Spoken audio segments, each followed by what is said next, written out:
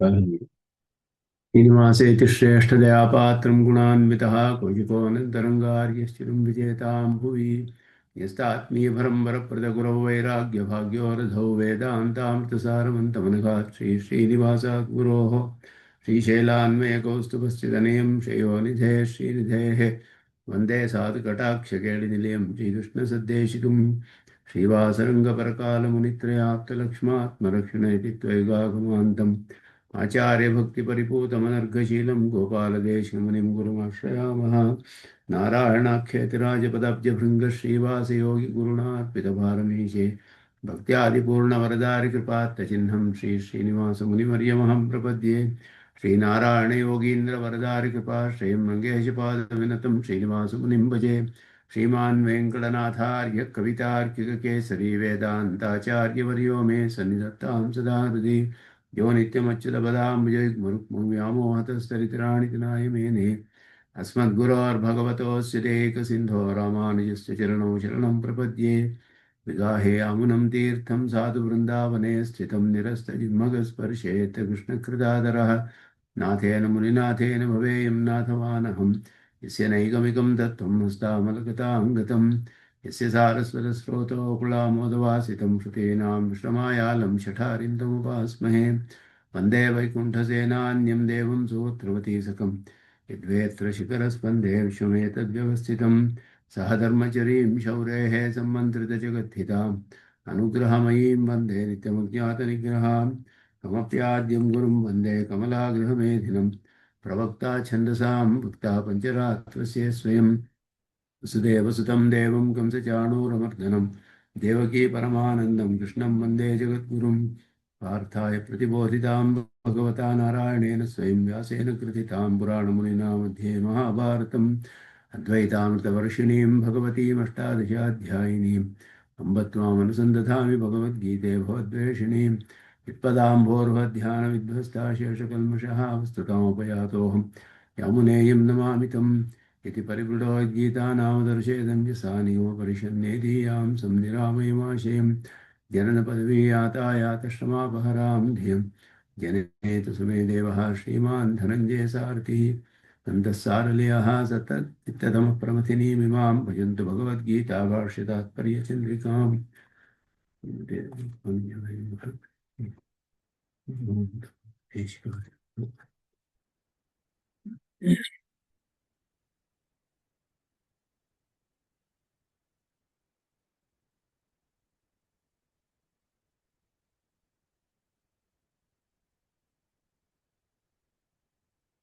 क्षेत्रज्ञं चापि मां विद्धि सर्वक्षेत्रेषु भारत क्षेत्रक्षेत्रज्ञयोः ज्ञानं यत्तज्ಞानं मतं मम ಅಲ್ವಾ ಲೋಕಕ್ಕೆ ವಿಶೇಷವಾದ ತಾತ್ಪರ್ಯ ಚಂದ್ರಿಕೆಯ ಅರ್ಥಗಳನ್ನು ಅಧ್ಯಯನ ಮಾಡ್ತಿದ್ದೀವಿ.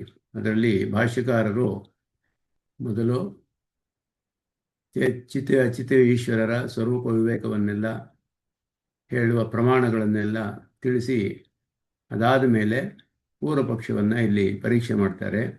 ಕೇಚಿದಾಹುಹು ಅಂತ ಹೇಳಿ ಪೂರ್ವ ಪಕ್ಷದ ಅಭಿಪ್ರಾಯಗಳನ್ನು ಇಲ್ಲಿ ಪರೀಕ್ಷೆ ಮಾಡುವಾಗ ಅದರ ವಿಷಯದಲ್ಲಿ ಈಗ ತಾತ್ಪರ್ಯ ಚಂದ್ರಿಕೆಯನ್ನ ನೋಡ್ತಾ ಇದ್ವಿ. ಕ್ಷೇತ್ರಜ್ಞತ್ವಮಿವ ಭವತಿ ಇದು ಪೂರ್ವ ಪಕ್ಷ. ಅಜ್ಞಾನದಿಂದ ಈಶ್ವರನಿಗೆ ಜೀವಾತ್ಮ ಭಾವ ಬರುತ್ತೆ ಅಂತ ಹೇಳಿ ಅದನ್ನ ನಿವೃತ್ತಿ ಮಾಡೋದಕ್ಕೋಸ್ಕರವೇ ಈ ಉಪದೇಶ ಮಾಡಲ್ಪಡ್ತಾ ಇದೆ. ಆದ್ದರಿಂದ ಇದು ಅನ್ಯಥಾ ಉಪದೇಶನ ಕೃಷ್ಣನು ಬಹಳ ಆಪ್ತತಮನಾದವನು, ಅವನ ಒಂದು ಉಪದೇಶವಾದ್ದರಿಂದ ಇದು ಆಪ್ತೋಪದೇಶ ಶಬ್ದ ಅಂತ ನೈಯಾಯಿಕರು ಹೇಳ್ತಾರೆ. ಆಪ್ತೋಪದೇಶ ಆದ್ದರಿಂದ ರಜ್ವೇಶಾನ್ ಸರ್ಪ ಇತಿ ಆಪ್ತೋಪದೇಶೇನ ಸರ್ಪತ್ವ ಭ್ರಮ ನಿವೃತ್ತಿವತ್ ಕ್ಷೇತ್ರ ಭ್ರಮ ನಿವರ್ತತೆ ಅಂತ ಹೇಳಿದ್ರು. ಆ ಭಾಗವನ್ನ ತಾತ್ಪರ್ಯ ಚಂದ್ರಿಕೆಯಲ್ಲಿ ವಿವರಿಸ್ತಾರೆ. ಇಲ್ಲಿ ಹೇಳಿರುವ ಈಶ್ವರನಿಗೆ ಕ್ಷೇತ್ರಜ್ಞನ ಭಾವ ಬರುತ್ತೆ, ಅಜ್ಞಾನದಿಂದ ಕ್ಷೇತ್ರಜ್ಞತ್ವ ಅನ್ನೋದು ಉಂಟಾಗುತ್ತೆ ಅಂತ ಹೇಳಿದ್ರೆ, ಈ ಈಶ್ವರನಿಗೂ ಮತ್ತೆ ಜೀವರಿಗೂ ಇಲ್ಲಿ ಹೇಳಿರುವಂತಹ ಐಕ್ಯ, ಐಕ್ಯೋಪದೇಶ ಅಂತ ಹೇಳೋದು, ಇದು ಕ್ಷೇತ್ರಜ್ಞತ್ವದ ಭ್ರಮದ ನಿವೃತ್ತಿಗೆ ಇಲ್ಲಿ ಉಪದೇಶ ಮಾಡ್ತಾ ಇರೋದು. ಆದ್ದರಿಂದ ಇಲ್ಲಿ ಪರಮಾರ್ಥವಲ್ಲ ಅದು. ಪರಮಾರ್ಥವಲ್ಲದೆ ಇದ್ದರೆ ಯಾಕೆ ಅದನ್ನು ನಿವೃತ್ತಿ ಮಾಡಬೇಕು? ಒಬ್ಬನಿಗೆ ವ್ಯಾಧಿ ಇಲ್ಲದೆ ಹೋದರೆ ಅದನ್ನು ಕಳೆಯೋದಕ್ಕೆ ಔಷಧಿ ಯಾರು ಕೊಡೋದಿಲ್ವಲ್ಲ. ಆದ್ದರಿಂದ ವ್ಯಾಧಿ ತನ್ನಿರಾಸ ಚಿಕಿತ್ಸಾ ಉಪಪದ್ಯೇತ ಅಂತ ಹೇಳಿ, ವ್ಯಾಧಿ ಇಲ್ಲದೆ ಹೋದರೆ ಚಿಕಿತ್ಸೆ ಆಗಬಾರ್ದಲ್ಲ. ಕ್ಷೇತ್ರಜ್ಞ ಅಥವಾ ಭ್ರಮ ನಿವೃತ್ತತಃ, ಅದು ಭ್ರಮೆ ಅಷ್ಟೇ, ಅದನ್ನು ನಿವೃತ್ತಿ ಮಾಡೋಕ್ಕೋಸ್ಕರ ಉಪದೇಶ ಬೇಕು. ಈ ಐಕ್ಯೋಪದೇಶವು ದೃಷ್ಟಿವಿಧಿ ಮೊದಲಾದವುಗಳಂತೆ ಅಲ್ಲ. ಯಾಕೆ ಅಂದರೆ ಆತ್ಮೀಯ ಜ್ಞಾನವನ್ನು ಇಲ್ಲಿ ಉಪದೇಶ ಮಾಡ್ತಾ ಇರೋದು ಅಂತ ಒಪ್ಕೊಂಡಿದ್ದೀರಾ. ಆದ್ದರಿಂದ ಇಲ್ಲಿ ಪಾರಮಾರ್ಥಿಕವಾಗಿ ಉಪದೇಶ ಮಾಡ್ತಾ ಇರಬೇಕು. ಅದನ್ನು ಇಲ್ಲಿ ಹೇಳುವಾಗ ಹೇಳ್ತಾರೆ, ಚಂದ್ರಭೇದ ಭ್ರಮ ನಿವರ್ತಕ ತದೈಕ್ಯೋಪದೇಶ ಭಾವ. ಒಬ್ಬನಿಗೆ ಎರಡೆರಡು ಚಂದ್ರ ಕಾಣಿಸ್ತಾ ಇದ್ದಾನೆ, ದ್ವಿಚಂದ್ರ ಜ್ಞಾನ ಅಂತ ಹೇಳೋ ಹಾಗೆ. ಎರಡು ಚಂದ್ರ ಕಾಣಿಸ್ತಾ ಇರುವಾಗ ಅವನಿಗೆ ಒಂದೇ ಚಂದ್ರ ಇರೋದು ಅಂತ ಒಬ್ಬ ಆಪ್ತನು ಉಪದೇಶ ಮಾಡ್ತಾನೆ. ಆಗ ಅವನಿಗೆ ಎರಡು ಚಂದ್ರ ಅನ್ನುವ ಭ್ರಮೆ ಹೋಗ್ಬಿಡುತ್ತೆ. ಆ ರೀತಿ ಇಲ್ಲಿ ಉಪದೇಶ ಮಾಡ್ತಾ ಇರು. ಉಪದೇಶ ಮಾಡಿ ಅದನ್ನು ಭ್ರಮೆಯನ್ನು ಕಳೆಯೋದು. ಆದ್ದರಿಂದ ಅಬಾಧಿತ ಪ್ರತ್ಯಕ್ಷ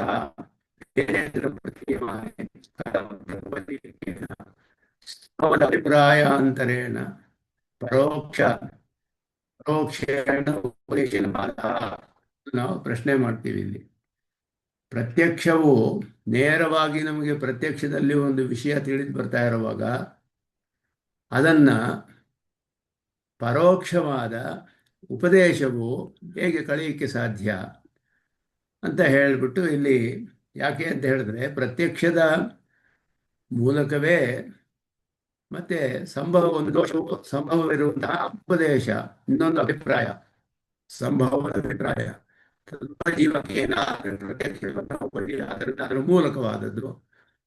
ಸಂಭವದ ಅಭಿಪ್ರಾಯ ಅಂತರೇನ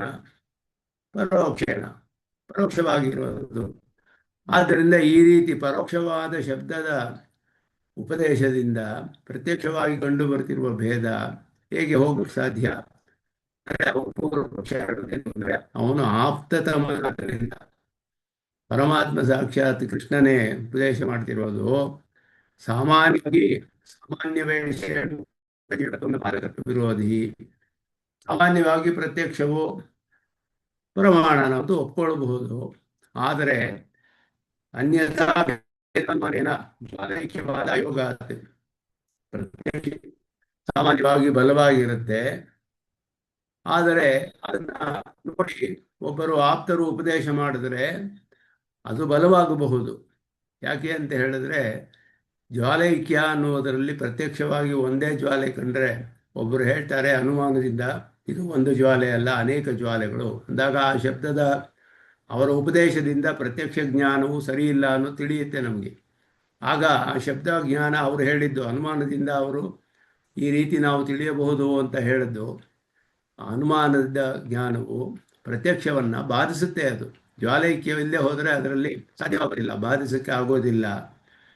ಆದ್ದರಿಂದ ಪರೋಕ್ಷ ಪ್ರಯೋಗ, ಪರೋಕ್ಷ ಅಂತ ಹೇಳಿ ಶಬ್ದವು ಪರೋಕ್ಷವಾಗಿಬಿಟ್ರೆ ದುರ್ಬಲ ಅಂತ ಹೇಳೋಕ್ಕಾಗೋದಿಲ್ಲ.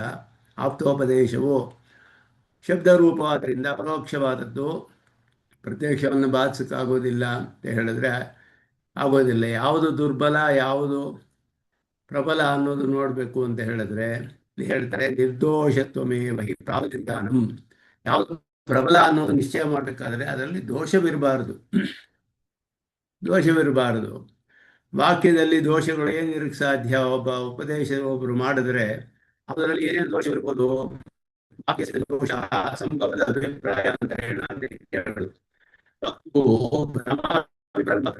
ಶಕ್ಯ ಆದವನಿಗೆ ಭ್ರಮೆ ಇರ್ಬೋದು, ಅಥವಾ ಅವನಿಗೆ ವಿಪ್ರಲಂಬ ಮೋಸ ಮಾಡಬೇಕು ಅನ್ನೋ ದೃಷ್ಟಿಯಿಂದನೇ ಮಾಡ್ತಾ ಇರಬಹುದು, ಸುಳ್ಳು ಅಂತ ಹೇಳ್ತಾ ಇರ್ಬೋದು, ಅಥವಾ ಪ್ರಾಮಾಣಿಕವಾಗಿ ತಿಳಿಯದೆ ಅವರು ಕೂಡ ತಪ್ಪಾಗಿ ಹೇಳಬಹುದು, ಅವರು ಹೇಳುವಂಥ ಶಕ್ತಿ ಇಲ್ಲದೆ ಇರಬಹುದು. ಇದೆಲ್ಲವೂ ಕೂಡ ಒಬ್ಬ ಉಪದೇಶ ಮಾಡುವವರಲ್ಲಿ, ಒಬ್ಬ ಮನುಷ್ಯನಲ್ಲಿ ಇರಬಹುದಾದ ದೋಷಗಳು, ಸಂಭವಿಸುವಂತಹ ದೋಷಗಳು. ಇದೆಲ್ಲ ಇರಬಹುದು. ಆದರೆ ಈ ದೋಷಗಳು ಯಾವುದೂ ಇಲ್ಲ ಇಲ್ಲಿ ಅಂತ ಪೂರ್ವ ಪಕ್ಷಿ ಹೇಳ್ತಾರೆ. ಯಾಕೆ ಅಂದರೆ ಯಾರು ವಕ್ತಾ ಇಲ್ಲಿ ಅಂದರೆ ವಾಸುದೇವ ವಿಪ್ರಲಂಬಗಂಧ ಅಭಾವ, ಅವನು ಅತ್ಯಂತ ಆಪ್ತನಾದವನು, ಪರಮಾತ್ಮ ಸಾಕ್ಷಾತ್ ವಾಸುದೇವನೇ. ಅವನಲ್ಲಿ ವಿಪ್ರಲಂಬ ಅನ್ನೋದು ಗಂಧವೇ ಇರೋದಿಲ್ಲ. ಭಗವತ್ವೇನ ಭಗವಂತ ಅಂತ ಹೇಳಿದ್ರಂತ ಭಗವಾನ್ ವಾಚ ಅಂತಾನೆ ಹೇಳೋದು. ಭಗವಾನ್ ಆದ್ದರಿಂದ ಭ್ರಮೆಯೋ ಪ್ರಮಾದವೋ ಅಶಕ್ತಿಯೋ ಇಲ್ಲ ಅವನಲ್ಲಿ. ಪ್ರಮಾದ ಅಶಕ್ತಿ ನಾಮ ಅಸಂಭವ.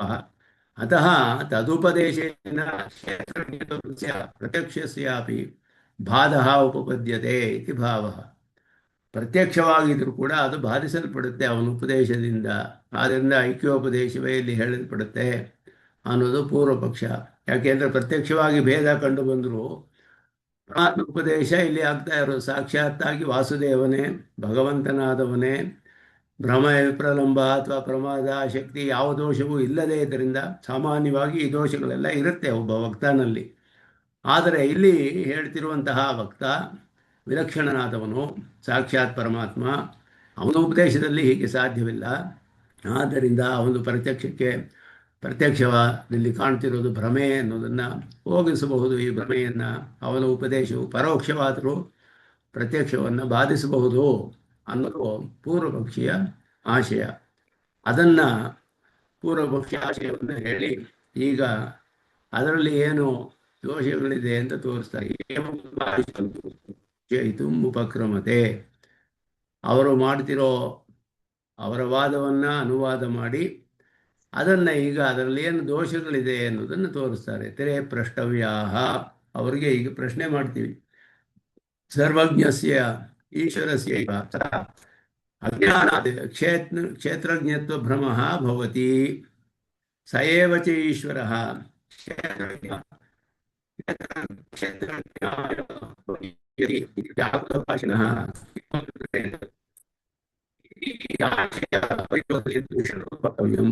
ಏನು ನಾವು ವಿಚಾರ ಮಾಡ್ತೀವಿ ಅಂತ ಹೇಳಿದ್ರೆ, ಸರ್ವಜ್ಞನಾದ ಈಶ್ವರನಾಗಿದ್ದರೂ ಕೂಡ ಈಶ್ವರನಾಗಿರುವಾಗಲೇ ಅವನು ಕ್ಷೇತ್ರಜ್ಞ ತಾನೇ. ಅಜ್ಞಾನದಿಂದ ಅವನಿಗೆ ಕ್ಷೇತ್ರಜ್ಞತ್ವ ಭ್ರಮೆ ಉಂಟಾಗುತ್ತೆ.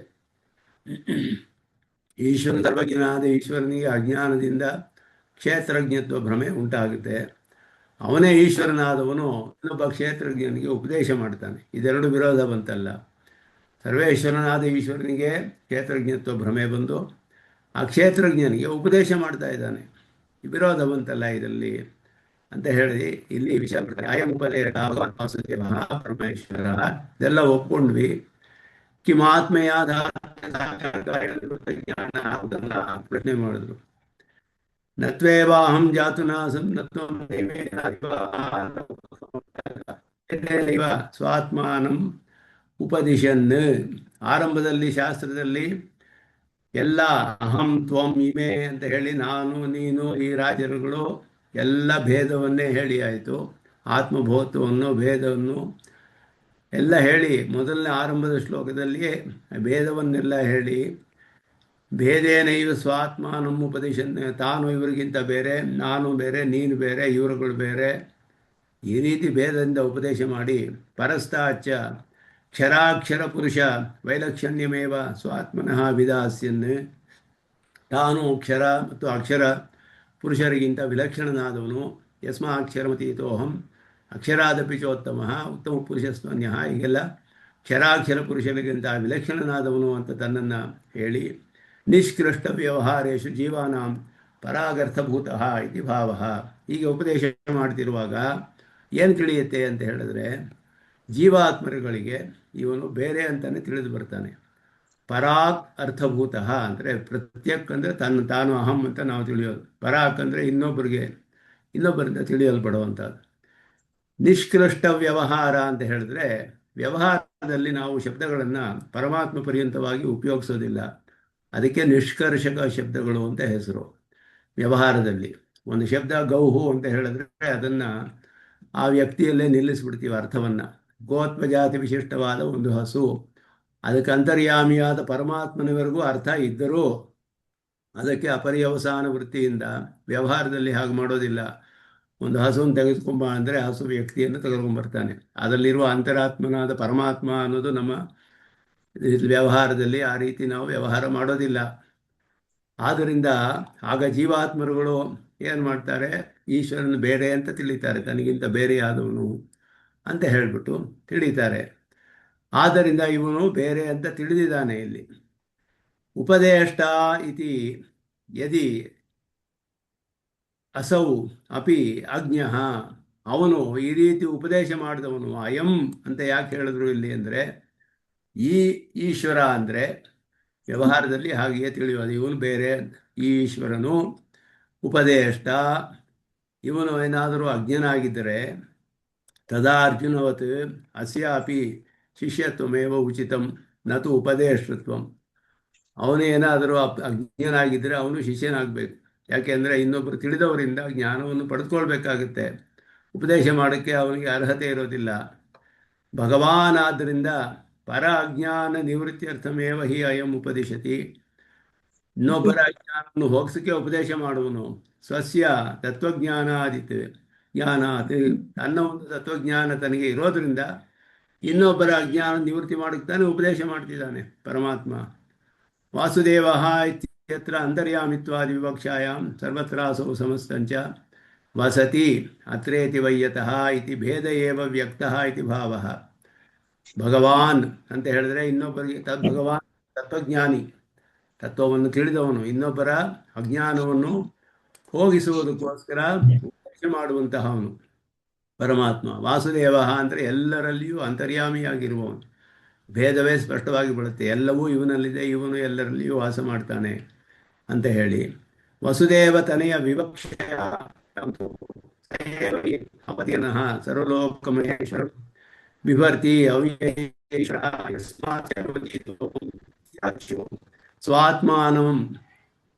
ಸ್ವಾತ್ಮಾನಂ ಈಶ್ವರತ್ವೇನೈವ ಮನ್ಯಮಾನಃ. ತನ್ನನ್ನು ಈಶ್ವರ ಅಂತಾನೆ ತಿಳಿದಾನೆ ಸ್ಪಷ್ಟವಾಗಿ. ಸರ್ವಲೋಕ ಮಹೇಶ್ವರ, ನನ್ನನ್ನು ಸಾಮಾನ್ಯ ಅಂತ ತಿಳಿದುಬಿಟ್ರು ಎಲ್ಲರೂ ಅಂತ ಹೇಳಿ ಈ ರೀತಿಯೆಲ್ಲ ಹೇಳಿ ತನ್ನನ್ನು ಯಸ್ಮಾತ್ ಕ್ಷರಂ ಅತೀತಃ ಅಹಂ, ತನ್ನನ್ನು ಸರ್ವೇಶ್ವರ ಅಂತ ಈಶ್ವರ ಸಾಕ್ಷಾತ್ ಕೃಷ್ಣನೇ ಹೇಳ್ತಾ ಇರೋದು. ಜೀವೇಭ್ಯ ಸರ್ವೇಶ್ವರ ಶಬ್ದ, ಎಲ್ಲ ವಿಧದಲ್ಲಿಯೂ ಜೀವರಿಗಿಂತ ತಾನು ವಿಲಕ್ಷಣನಾದವನು ಅಂತ ಹೇಳುವುದನ್ನು ಪರಮೇಶ್ವರ ಅನ್ನುವ ಶಬ್ದ ತಿಳಿಸುತ್ತೆ. ಭಗವಾನ್ ವಾಸುದೇವ ಪರಮೇಶ್ವರ ಅಂದರೆ ತತ್ವಜ್ಞಾನವುಳ್ಳವನು ವಾಸುದೇವ. ಭೇದವನ್ನೇ ಹೇಳೋದು, ಎಲ್ಲರಲ್ಲೂ ತನ್ನಲ್ಲಿ ಇರುವವನು, ಎಲ್ಲರಲ್ಲಿಯೂ ಅಂತರ್ಯಾಮಿಯಾಗಿ ವಾಸ ಮಾಡುವವನು, ಎಲ್ಲರಿಗೂ ತಾನು ಗತಿಯಾಗಿರೋದು. ಪರಮೇಶ್ವರ ಅಂತ ಹೇಳಿದ್ರೆ ಸಾಕ್ಷಾತ್ ತಾನೇ ಈಶ್ವರನಾದವನು, ಸಕಲೇತರ ವಿಲಕ್ಷಣನು.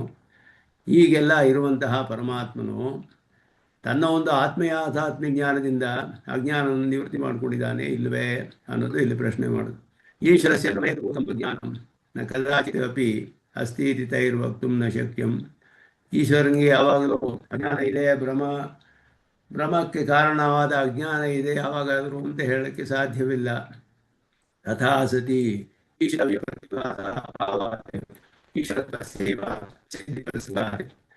ಹಾಗೆ ಇದ್ರೆ ಏನಾಗುತ್ತೆ ಅಂತ ಹೇಳಿದ್ರೆ, ಈ ಜೀವರುಗಳೆಲ್ಲ ಅವನು ಕಂಡು ಬರೋದಕ್ಕೆ ಸಾಧ್ಯವಿಲ್ಲ. ಭ್ರಮೆಗೆ ಕಾರಣವಾದಂತಹ ಅಜ್ಞಾನವು ನ ಕದಾಚಿದಪಿ ಅಸ್ತಿ, ಅವನಿಗೆ ಇಲ್ಲವೇ ಇಲ್ಲ ಯಾವಾಗಲೂ ಅಂತ ಹೇಳೋಕ್ಕಾಗೋದಿಲ್ಲ ಈಶ್ವರನಿಗೆ. ನ ಕದಾಚಿದಪಿ ಅಜ್ಞಾನಮಸ್ತಿ. ಯಾಕೆ ಅಂತ ಹೇಳಿದ್ರೆ, ಅವನಿಗೆ ಅಜ್ಞಾನ ಇಲ್ಲದೆ ಹೋದರೆ ಎಲ್ಲ ಶರೀರಲ್ಲೂ ಕಂಡುಬರುವ ಜೀವಭಾವವು ಅವನಿಗೆ ತೋರ್ತಾನೆ ಇರಬಾರ್ದು ಅಜ್ಞಾನವಿಲ್ಲದೆ ಹೋದರೆ. ಆದ್ದರಿಂದ ಇಲ್ಲಿ ಪ್ರತಿಭಾಸವಾದ ಎಲ್ಲವೂ ಕೂಡ ಪ್ರತಿಭಾಸವು ಇರಬಾರ್ದು. ಆವಾಗ ಈಶ್ವರತ್ವವೇ ಸಿಗೋದಿಲ್ಲ ಆವಾಗ ಅವನಿಗೆ.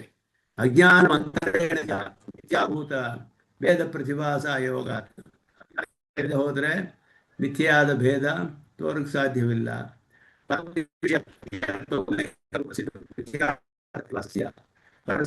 ಸಾಪೇಕ್ಷತ್ವಾತ್ ತಸ್ಯ ಚ ತೈಹಿ ಅನಭಿಭಂಗವಾತ್. ಬೇರೊಬ್ಬನಿಗೆ ಪರಬುದ್ಧಿ ವಿಷಯತ್ವ ಉಲ್ಲೇಖ ರೂಪಸಿ, ಇನ್ನೊಬ್ಬರಿಗೆ ವಿಷಯವಾದ ಭ್ರಮೆ ಅನ್ನೋದನ್ನೇ ಹೇಳಬೇಕೆ ಅಂತ ಹೇಳಿದ್ರೆ, ಇನ್ನೊಬ್ಬರ ಬುದ್ಧಿಗೆ ವಿಷಯವಾದ ಭ್ರಮೆಯನ್ನು ಹೇಳಬೇಕು. ಇವನಿಗೆ ಭ್ರಮೆಯಾಗಿದೆ ಅಂತ ಹೇಳಿದ್ರೆ ಮಿಥ್ಯೆಯಾಗಿ ಪ್ರತಿಭಾಸವಾಗ್ತಿರುವ ಇನ್ನೊಬ್ಬನೇ ಇಲ್ಲ ಅಲ್ಲಿ. ಮಿಥ್ಯಾರ್ಥ ಪ್ರತಿಭಾಸಸ್ಯ ಪರಸದ್ಭಾವ ಸಾಪೇಕ್ಷಾತ್. ಇನ್ನೊಬ್ಬ ಇರಬೇಕು ಆವಾಗ, ಇನ್ನೊಬ್ಬ ಇಲ್ಲ ಅಂತ ಒಪ್ಕೊಂಡಿದ್ದಾರೆ. ಈಶ್ವರನು ಒಬ್ಬನೇ ಬ್ರಹ್ಮ ಅಂತ ಒಪ್ಕೊಂಡಿರಿಂದ ಇನ್ನೊಬ್ಬ ಎರಡನೇವನು ಇಲ್ಲ. ಆದ್ದರಿಂದ ಇನ್ನೊಬ್ಬನಿಗೆ ಭ್ರಮೆ ಇದೆ ಅಂತ ಹೇಳೋದಕ್ಕೂ ಸಾಧ್ಯವಿಲ್ಲ, ಇನ್ನೊಬ್ಬನೇ ಇಲ್ಲ ಅಲ್ಲಿ. ಆದ್ದರಿಂದ ಈಶ್ವರಸ್ಯಾಪಿ ಪೂರ್ವ ಅಜ್ಞಾನಮಸ್ತಿ, ಅವನಿಗೆ ಅಜ್ಞಾನ ಇರಲೇಬೇಕು. ತಚ್ಚ ಪಶ್ಚಾತ್ ಜ್ಞಾನಿ ಅಭ್ಯುಪಗಂತವ್ಯ, ಒಪ್ಕೊಳ್ಳೇಬೇಕು, ಜ್ಞಾನದಿಂದ ಹೋಗುತ್ತೆ ಅಂತ ಹೇಳಿ. ಏಕೆಂದರೆ ಬ್ರಹ್ಮನಿಗೆ ಮಾಯೆಯು ಸುತ್ತಕೊಂಡು ಈಶ್ವರ ಭಾವ ಬಂದಿದೆ. ಈಶ್ವರನಿಗೆ ಅದರ ವಿಕ್ಷೇಪ ಶಕ್ತಿಯಿಂದ ಆತ್ಮಭೂತ್ವ ಕಂಡು ಬರ್ತಾ ಇದೆ. ಈಶ್ವರನು ಸರ್ವಜ್ಞ ಸರ್ವಶಕ್ತ ಎಲ್ಲವೂ ಇದೆ ಅವನಿಗೆ, ಸಕಲ ಗುಣಾಕರ, ಯಾವ ದೋಷವೂ ಇಲ್ಲ, ಅವನೇ ಸೃಷ್ಟಿಕರ್ತ ಅಂತಲೇ ಒಪ್ಕೊಂಡಿರೋದು ಅದ್ವೈತ ಪಕ್ಷದಲ್ಲಿ. ಆ ಈಶ್ವರ ಭಾವ ಮೊದಲು ಬರಬೇಕು, ಅದಾದಮೇಲೆ ಆತ್ಮಭೂತ್ವ ಅನ್ನೋದು ಪ್ರತಿಭಾಸವಾಗೋದು ಹೇಳಕ್ಕೆ ಸಾಧ್ಯ. ಬಹುಶ್ಯಾಮ್ ಅಂತ ಹೇಳೋದಿಲ್ಲ. ಆದ್ದರಿಂದ ಅವನಿಗೆ ಮೊದಲು ಅಜ್ಞಾನವಿದೆ ಅಂತಾನೆ ಒಪ್ಕೊಳ್ಬೇಕು, ಆಮೇಲೆ ಜ್ಞಾನದಿಂದ ಜ್ಯೋತಿಯಾಗಿದೆ ಅಂತಾನು ಒಪ್ಕೊಳ್ಬೇಕು.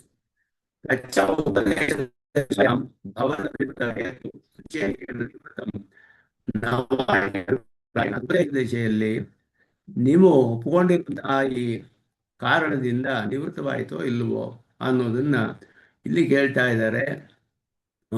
ಆತ್ಮೀಯ ಆಧ್ಯಾತ್ಮ್ಯ ಸಾಕ್ಷಾತ್, ಯಾಕೆಂದ್ರೆ ಸಾಕ್ಷಾತ್ಕಾರ ಜ್ಞಾನದಿಂದಲೇ ಹೋಗ್ಬೇಕದು. ಆ ಭ್ರಮೆ ಹೋಗ್ಬೇಕಾದ್ರೆ ಸಾಕ್ಷಾತ್ಕಾರವಾಗಬೇಕು, ಆತ್ಮಯಾಥಾತ್ಮ್ಯ. ಅದರಿಂದ ನಿವೃತ್ತ ಅಜ್ಞಾನ ಉತನ ಪ್ರಥಮಂ ಶಿರೋಚಿತ್ತ ಜ್ಞಾನಶ್ಚ ಅಕಸ್ಮಾತ್ ನಿವೃತ್ತ ಅಜ್ಞಾನ ಆತ್ಮನಿ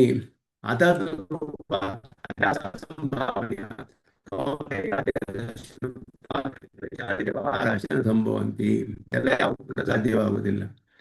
ಕಾರಣಾಭಾವ ಕಾರ್ಯಾಭಾವ, ಅದರಿಂದ ಅಜ್ಞಾನ ಹೋಗ್ಬಿಟ್ರೆ ಅವನಿಗೆ ಭೇದ ದರ್ಶನ ಆಗಬಾರ್ದು. ಅಜ್ಞಾನ ಇದ್ದರೆ ಭೇದ ದರ್ಶನ ಆಗುತ್ತೆ, ಕಾರಣವಿದ್ದರೆ ಕಾರಣವಿಲ್ಲ ಅಂದರೆ ಕಾರ್ಯವಾಗಕ್ಕೆ ಸಾಧ್ಯವಿಲ್ಲ. ಅಭ್ಯುಪಾದ ಅಧಿಷ್ಠಾನ ವಿಶೇಷ ಸಂಭವತಿ, ಬರೀ ಅಧಿಷ್ಠಾನ ಮಾತ್ರ, ಚಿನ್ಮಾತ್ರ ಬ್ರಹ್ಮ ಬರೀ ಅಧಿಷ್ಠಾನ ಮಾತ್ರ. ಆದ್ದರಿಂದ ಅದರ ಸ್ವಭಾವದಿಂದಲೂ ಅಧ್ಯಾಸವು ಸಾಧ್ಯವಾಗುವುದಿಲ್ಲ. ಅದರಲ್ಲಿ ಪುನಃ ದೋಷಸ್ಯಾಪಿ ನಿರ್ವಿಶೇಷ ಚಿನ್ಮಾತ್ರತ್ವ ಉಪಾದಾನ, ದೋಷವೂ ಹೋಗ್ಬಿಟ್ಟಲ್ಲಿ ಹೇಳಬೇಕಾಗಿಲ್ಲ. ಆದ್ದರಿಂದ ತಥಾ ಹಿ ಸವಿಶೇಷಮಸ್ತಿ ಕಸ್ಮಿಂಶ್ಚಿತ್ ಅಸಾಧಾರಣಾಕಾರೇ ತಿರೋಹಿತೆ ನಂತರ ಅಧ್ಯಾಸ. ಒಂದು ಸವಿಶೇಷವಾದ ಪದಾರ್ಥ ಇದ್ದರೆ, ಯಾವುದೋ ಒಂದು ಧರ್ಮಗಳು ಇರುತ್ತೆ, ಕೆಲವು ಧರ್ಮಗಳು ಸವಿಶೇಷವಾದ ಪದಾರ್ಥ ಅಂದರೆ ವಿಶೇಷಗಳು ಕೆಲವು ಇರಬೇಕು, ವಿಶೇಷಣಗಳು. ಅದರಲ್ಲಿ ಯಾವುದೋ ಒಂದು ವಿಶೇಷಣ ನಮಗೆ ಬೇರೆ ರೀತಿಯಲ್ಲಿ ತೋರ್ತಾ ಇದ್ದರೆ ಅಧ್ಯಾಸ ಅನ್ನೋದು ಸಾಧ್ಯ, ಅದಕ್ಕೆ ವಿರುದ್ಧವಾದ ಆಕಾರ ಕಂಡು ಬರುತ್ತೆ. ಯಾವ ಧರ್ಮವೂ ಇಲ್ಲದೆ ಹೋದರೆ ಹೇಗೆ ಸಾಧ್ಯ? ಜ್ಞಾತಾಚ ಕಂಚಿದ ಅರ್ಥಂ ಅನ್ಯಥಾ ಅನ್ಯತಿ ಮಾತ್ರ. ಜ್ಞಾತ ಆದವನು ಒಂದು ಅರ್ಥವನ್ನು, ಒಂದು ಪದಾರ್ಥವನ್ನು ಇನ್ನೊಂದು ಪದಾರ್ಥ ಅಂತ ತಿಳಿತಾನೆ. ಬರೀ ಜ್ಞಾನ ಮಾತ್ರ ಅಲ್ಲ, ಬರೀ ಜ್ಞಾನ ಇದ್ರೆ ಏನು ತಿಳ್ಕೊಳ್ಳುತ್ತೇವೆ, ಧರ್ಮವೇ ಇಲ್ಲ ಅದಕ್ಕೆ ಯಾವುದು. ಆದ್ದರಿಂದ ಹಾಗೆ ನಿರೂಪಣೆ ಮಾಡೋದು ವಿರೋಧವಾಗುತ್ತೆ ಅನ್ನೋದು ಇಲ್ಲಿ. ಕೌಂತೆಯಾದಿ ಇತ್ಯಾದಿ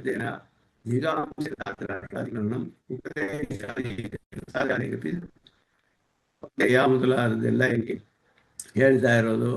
ಕೌಂತೆಯಾದಿ ಭೇದ ದರ್ಶನಂ ತಾನ್ ಪ್ರತಿ ಉಪದೇಶಾದಿ ವ್ಯಾಪಾರಶ್ಚ, ಉಪದೇಶಾದಿ ವ್ಯಾಪಾರ ಅಂದರೆ ಸಾಧ್ಯ ಆಗಿರೋದು ಮೊದಲಾದದ್ದೆಲ್ಲ. ಕೌಂತೆಯ ಅಂತ ಹೇಳಿದ್ರೆ ಇವನು ಯಾರನ್ನು ಸಂಹಾರ ಮಾಡಬೇಕು ಅಂತ ಇಚ್ಛೆ ಪಡ್ತಿದ್ದಾನೋ ಅವ್ರನ್ನೆಲ್ಲ ಸಂಹಾರ ಮಾಡುವುದು, ಅದೆಲ್ಲವೂ ಕೂಡ ಅದರಲ್ಲಿ ಅರ್ಥಸಿದ್ಧ. ಎಲ್ಲರನ್ನೂ ನೋಡ್ತಾ ಇರೋದು, ಮತ್ತು ಇವನು ಸಾರಥಿಯಾಗಿರೋದು, ಇದೆಲ್ಲವೂ ಕೂಡ ಸಂಭವವಾಗೋದಿಲ್ಲ. ನ ಸಂಭವಂತಿ. ಅವನಿಗೆ ಆತ್ಮಜ್ಞಾನ ಇದ್ದರೆ ಬ್ರಹ್ಮ ಒಂದೇ ಸತ್ಯ, ಮಿಕ್ಕಿದೆಲ್ಲ ಮಿಥ್ಯೆ ಅನ್ನುವ ಜ್ಞಾನವಿದ್ದರೆ ಇದು ಯಾವುದೂ ಸಾಧ್ಯವಾಗೋದಿಲ್ಲ. ಆದ್ದರಿಂದ ಹಾಗಿಲ್ಲ ಅಂತ ಹೇಳಿದ್ರೆ ಅವನಿಗೆ ಅರ್ಹತೆ ಇರೋದಿಲ್ಲ ಉಪದೇಶ ಮಾಡೋಕ್ಕೆ. ಇತಿ ನಿವರ್ತಕ ಸಾಕ್ಷಾತ್ಕಾರರಹಿತತ್ವ, ಸಾಕ್ಷಾತ್ಕಾರವು ನಿವೃತ್ತ, ಭೇದವಿಲ್ಲ ಅಂತ ಅವನಿಗೆ ತಿಳಿದೇ ಹೋದರೆ, ಭೇದವೆಲ್ಲ ಮಿಥ್ಯೆ ಅನ್ನೋ ತಿಳಿದೇ ಹೋದರೆ ಉಪದೇಶಕ್ಕೆ ಅನರ್ಹತೆ ಇಲ್ಲ. ಆದ್ದರಿಂದ ನಹಿ ಪರಜ್ಞಾನಜನಕತ್ವ ಸಂಭವತಿ. ಸ್ವಾಮಿ ದೇಶಿಕನಲ್ಲಿ ವಿಶೇಷವಾದ ಒಂದು ವಿಷಯ ಹೇಳ್ತಾರೆ. ಇದೆಲ್ಲ ಅವರು ತಾತ್ಪರ್ಯ ಚಂದ್ರಿಕೆಯಲ್ಲಿ ಹೇಳುವಂತಹದ್ದು. ವಿಶೇಷವಾದ ವಿಷಯ ಇಲ್ಲಿ. ಇಂದ್ರಿಯ, ಲಿಂಗ, ಶಬ್ದಾಧಿಪತಿ ಅಂತೇಳಿ 3 ಪ್ರಮಾಣಗಳು. ಪ್ರತ್ಯಕ್ಷ, ಅನುಮಾನ, ಶಬ್ದ ಅಂತ. ಇಂದ್ರಿಯ ಅಂದರೆ ಪ್ರತ್ಯಕ್ಷ ಇಂದ್ರಿಯಗಳಿಂದ ತಿಳಿಯುವಂಥದ್ದು. ಲಿಂಗ ಅಂದರೆ ಅನುಮಾನ, ಲಿಂಗ ಜ್ಞಾನದಿಂದ ಊಹೆ ಮಾಡೋದು, ಅನುಮಾನ ಪ್ರಮಾಣ. ಶಬ್ದ ಅಂದರೆ ಶಬ್ದ, ವೇದಗಳು, ಶಬ್ದ ಪ್ರಮಾಣ. ಈ 3 ಕೂಡ ಅಚೇತನಗಳು. ಪ್ರತ್ಯಕ್ಷ ಅನ್ನೋದೇನು ಒಂದು ಜ್ಞಾನ, ಪ್ರತ್ಯಕ್ಷ ಜ್ಞಾನ. ಇಂದ್ರಿಯ ಪದಾರ್ಥ ಸನ್ನಿಕರ್ಷಜನ್ಯ ಜ್ಞಾನ. ಲಿಂಗವು ಅನುಮಾನ ಅನ್ನೋದು, ಶಬ್ದ ಅನ್ನು ಮೊದಲಾದದ್ದು. ಇದೆಲ್ಲವೂ ಕೂಡ ಅಜ್ಞತ್ವ ಅಂತ ಹೇಳಿದ್ರೆ ಜ್ಞಾನವಿಲ್ಲದೆ ಇರುವಂಥದ್ದು, ಚೈತನ್ಯವಲ್ಲ ಇದೆಲ್ಲ. ಆದ್ದರಿಂದ ಈ ರೀತಿ ಅಜ್ಞನಾಗಿದ್ದರೂ ಪರಜ್ಞಾನ ಜನಕತ್ವ ಸಂಭವತಿ. ಅವರು ಇನ್ನೊಬ್ಬರಿಗೆ ಜ್ಞಾನ ಉಂಟು ಮಾಡಬಹುದು. ಅಜ್ಞನಾಗಿದ್ದರೂ ಕೂಡ ಇನ್ನೊಂದಕ್ಕೆ ಜ್ಞಾನ ಉಂಟು ಮಾಡುತ್ತೆ. ಪ್ರತ್ಯಕ್ಷವೇ ಸಾಕ್ಷಾತ್ತಾಗಿ ಚೈತನ್ಯವಲ್ಲವಲ್ಲ. ಪ್ರತ್ಯಕ್ಷ ಅನ್ನೋದೇನು, ಒಂದು ಪ್ರಮಾಣ, ಅದು ಅಚೇತನ. ಶಬ್ದವು ಒಂದು ಅಚೇತನ, ಶಬ್ದ ರಾಶಿ ಅದು. ಆ ಶಬ್ದ ರಾಶಿ ಅಂತ ಹೇಳೋದು ಇನ್ನೊಬ್ಬರು, ಅದಕ್ಕೆ ಜ್ಞಾನವಿಲ್ಲದೆ ಹೋದರು ಇನ್ನೊಬ್ಬರು ಜ್ಞಾನ ಉಂಟು ಮಾಡುತ್ತಲ್ಲ ಅದು. ಆದರೆ ಇಲ್ಲಿ ಹೇಳ್ತಿರೋದೇನು ಅಂದರೆ ಉಪದೇಶವಾಕ್ಯ ಪ್ರಯೋಗ ಅವಶ್ಯಂಭಾವಾತ್. ಉಪದೇಶ ಮಾಡಬೇಕಾದ್ರೆ, ಉಪದೇಶ ಮಾಡುವಂತಹ ವಾಕ್ಯಗಳನ್ನು ಪ್ರಯೋಗ ಮಾಡಬೇಕಾದ್ರೆ ಜ್ಞಾನವಿರಬೇಕು ಅವನಿಗೆ. ಆದ್ದರಿಂದ ಶಬ್ದವು ಅಚೇತನವಾದ ಸ್ವರೂಪದಲ್ಲಿ ಏನು ಶಬ್ದ, ವೇದಗಳು, ಶಬ್ದ ರಾಶಿ, ಅಕ್ಷರ ರಾಶಿ ಅದು ಅಷ್ಟೇ ಅಚೇತನ. ಆದರೆ ಅದು ಇನ್ನೊಬ್ಬರಿಗೆ ಜ್ಞಾನ ಉಂಟು ಮಾಡಬಹುದು ತಾನಾಗಿಯೇ. ನಾವು ಓದಿದ್ರೆ ಅರ್ಥ ಆಗುತ್ತೆ. ಆದರೆ ಇನ್ನೊಬ್ಬನಿಗೆ ಉಪದೇಶ ಮಾಡುವಾಗ ತಾನು ಜ್ಞಾನವನ್ನು ಪಡೆದುಕೊಂಡು ಆಮೇಲೆ ಉಪದೇಶ ಮಾಡಬೇಕು. ಅವನು ಚೇತನ ಆಗಿರಬೇಕು. ಅವನು ಅಚೇತನ ಆಗಿರಕ್ಕೆ ಸಾಧ್ಯವಿಲ್ಲ ಅವನಿಗೆ. ಆದ್ದರಿಂದ ಉಪದೇಶವಾಕ್ಯ ಪ್ರಯೋಗಸ್ಯ, ಉಪದೇಶ ಮಾಡುವ ವಾಕ್ಯಗಳನ್ನು ಪ್ರಯೋಗ ಮಾಡುವಾಗ ಜ್ಞಾನಪೂರ್ವಕತ್ವ ಅವಶ್ಯಂಭಾವಾತ್, ಜ್ಞಾನಪೂರ್ವಕತ್ವ ಇರಲೇಬೇಕು. ಆದ್ದರಿಂದ ಅಪ್ರಮಿತ ಉಪದೇಶ ತಾನೇ ಜ್ಞಾನವಿಲ್ಲದೆ, ಅಂದರೆ ಪ್ರಮಾಣದಿಂದ ತಿಳಿಯುವಂತಹ ಜ್ಞಾನ. ಅಪ್ರಮಿತ ಅಂದರೆ ಪ್ರಮಾಣವಲ್ಲದ ಜ್ಞಾನ, ಅಲ್ಲದೆ ಇರುವಂತಹದ್ದು. ಪ್ರಾಮಾಣಿಕವಾಗಿ ತಿಳಿದ ಜ್ಞಾನವಲ್ಲದೆ ಇರೋದನ್ನು ಉಪದೇಶ ಮಾಡಿದ್ರೆ ಅವನು ಅನಾಪ್ತನಾಗ್ತಾನೆ, ಆಪ್ತನಾಗೋದಿಲ್ಲ. ಅವನು ಉಪದೇಶ ಮಾಡಬೇಕಾದ್ರೆ ತಾನು ಜ್ಞಾನ ಪಡೆದುಕೊಂಡು ಆಮೇಲೆ ಉಪದೇಶ ಮಾಡಬೇಕು. ತನ್ನ ಜ್ಞಾನವೇ ಪ್ರಮಾಣಪೂರ್ವಕ ಆಗದೆ ಹೋದರೆ ಅನಾಪ್ತನಾಗ್ತಾನವನು. ಆದ್ದರಿಂದ ಇಲ್ಲಿ ಹೇಳ್ತಾರೆ, ಆತ್ಮಜ್ಞಾನ ಅವನಿಗೆ ಅಜ್ಞಾನದಿಂದ ಆಗಿರೋದ್ರಿಂದ ಆತ್ಮಜ್ಞಾನ ಉಪದೇಶ ಮಾಡ್ತಾನೆ ಅಂತ ಹೇಳ್ತೀರಾ? ಹೇಳಕ್ಕಾಗೋದಿಲ್ಲ. ಯಾಕೆ ಅಂದರೆ ಕೃಷ್ಣ ಏನು ಹೇಳಿದ್ದಾನೆ, ತತ್ವದರ್ಶಿನ ಅಂತ ಹೇಳಿರ್ತಾರೆ. ಹೇಳ್ತಾರೆ, ಎಲ್ಲರೂ ಹೇಳಕ್ಕಾಗೋದಿಲ್ಲ. ಅವ್ರಿಗೆ ಜ್ಞಾನವಿರಬೇಕು, ಪ್ರಾಮಾಣಿಕವಾದ ಜ್ಞಾನವಿರಬೇಕು. ಇಲ್ಲದೆ ಹೋದರೆ ಅನಾಪ್ತತ್ವ ಅನ್ನೋದು ಉಂಟಾಗುತ್ತೆ ಅಂತ ಹೇಳಿ, ಹೀಗೆ ಸಾಕ್ಷಾತ್ಕಾರವತಃ ಏವ ತತ್ವವನ್ನು ಸಾಕ್ಷಾತ್ಕಾರ ಅಧ್ಯಾತ್ಮದರ್ಶೇತಿ ಉಪದೇಶಂತಿ. ತತ್ವವನ್ನು ಸಾಕ್ಷಾತ್ಕಾರ ಅರ್ಹತೆ ಇದೆ ಅನ್ನೋದು ಹೇಳ್ತಾರೆ. ಇಲ್ಲಿ ಈ ರೀತಿ ಎಲ್ಲ ಪಕ್ಷಗಳನ್ನು ಭಾಷೆಕಾರರು ಹೇಳಿದ್ರು.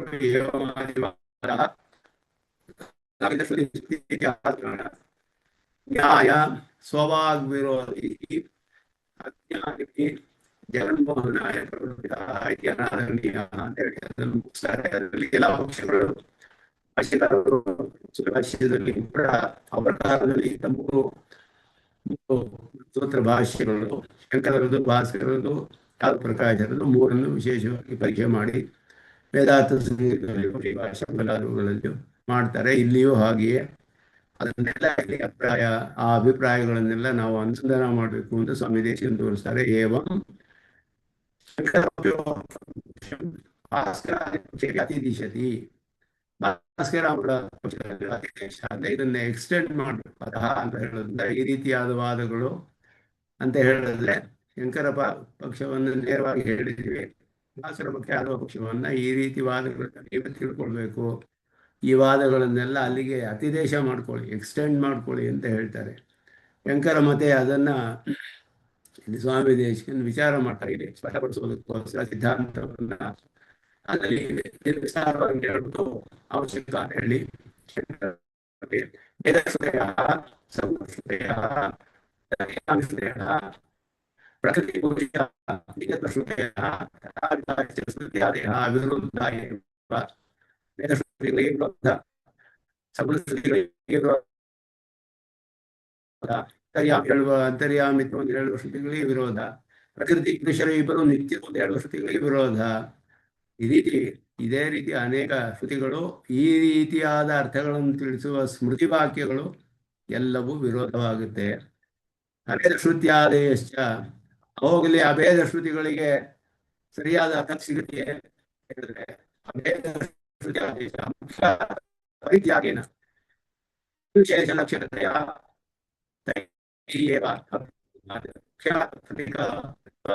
ಪ್ರತಿಪಾದಕ ಆಕಾರೇಣ ಶುದ್ಧ, ಅದಕ್ಕೂ ಮುಖ್ಯ ಇಲ್ಲ. ಬೇರೆ ಶ್ರುತಿಗಳು ವಿರೋಧವಾಯಿತು ನೇರವಾಗಿ. ಅಂತರ್ಯಾಮಿ ಶ್ರುತಿ ನೇರವಾಗಿ ವಿರೋಧ, ಸಗುಣ ಶ್ರುತಿ ನೇರವಾಗಿ ವಿರೋಧ, ಪ್ರಕೃತಿ ಪುರುಷ ನಿತ್ಯ ಹೇಳುವ ಸೀಮಿತವಾಗಿ ವಿರೋಧ. ಹೋಗ್ಲಿ ಅಭೇದ ಶ್ರುತಿ ಪೂರ್ಣ ಸರಿಯಾದ ಅರ್ಥ ಇದೆಯಾ ಅಂದರೆ ಲಕ್ಷಣಾರ್ಥವನ್ನೇ ಹೇಳಬೇಕು. ಅಲ್ಲಿಯೂ ಲಕ್ಷಣಾರ್ಥ ಹೇಳಬೇಕು. ಯಾಕೆ ಅಂದರೆ ನಿರ್ವಿಶೇಷವಾದ ಪದಾರ್ಥವನ್ನೇ ಲಕ್ಷಿಸುತ್ತೆ ಅಂತ ಹೇಳಬೇಕು. ಅಭೇದ ಶ್ರುತಿಗಳು ಕೂಡ, ಅಭೇದ ಶ್ರುತಿಗಳು ನೇರವಾಗಿ ನಿರ್ವಿಶೇಷ ಪದಾರ್ಥವನ್ನು ತಿಳಿಸೋದಿಲ್ಲ. ಅತಿ ತ್ವಮ್ ಅಂತ ಹೇಳಿದ್ರೆ ಬರೀ ಚೈತನ್ಯ ಅಂತ ಅರ್ಥವಲ್ಲ, ತತ್ಶಬ್ದಕ್ಕೂ ತ್ವಂ ಶಬ್ದಕ್ಕೂ ಬರೀ ಚೈತನ್ಯ ಅಂತ ಅರ್ಥವಲ್ಲ. ಜಗತ್ಕಾರಣ ಆದ ಬ್ರಹ್ಮವೇ ತತ್ ಅಂತ ಹೇಳಲ್ಪಟ್ಟಿರೋದು.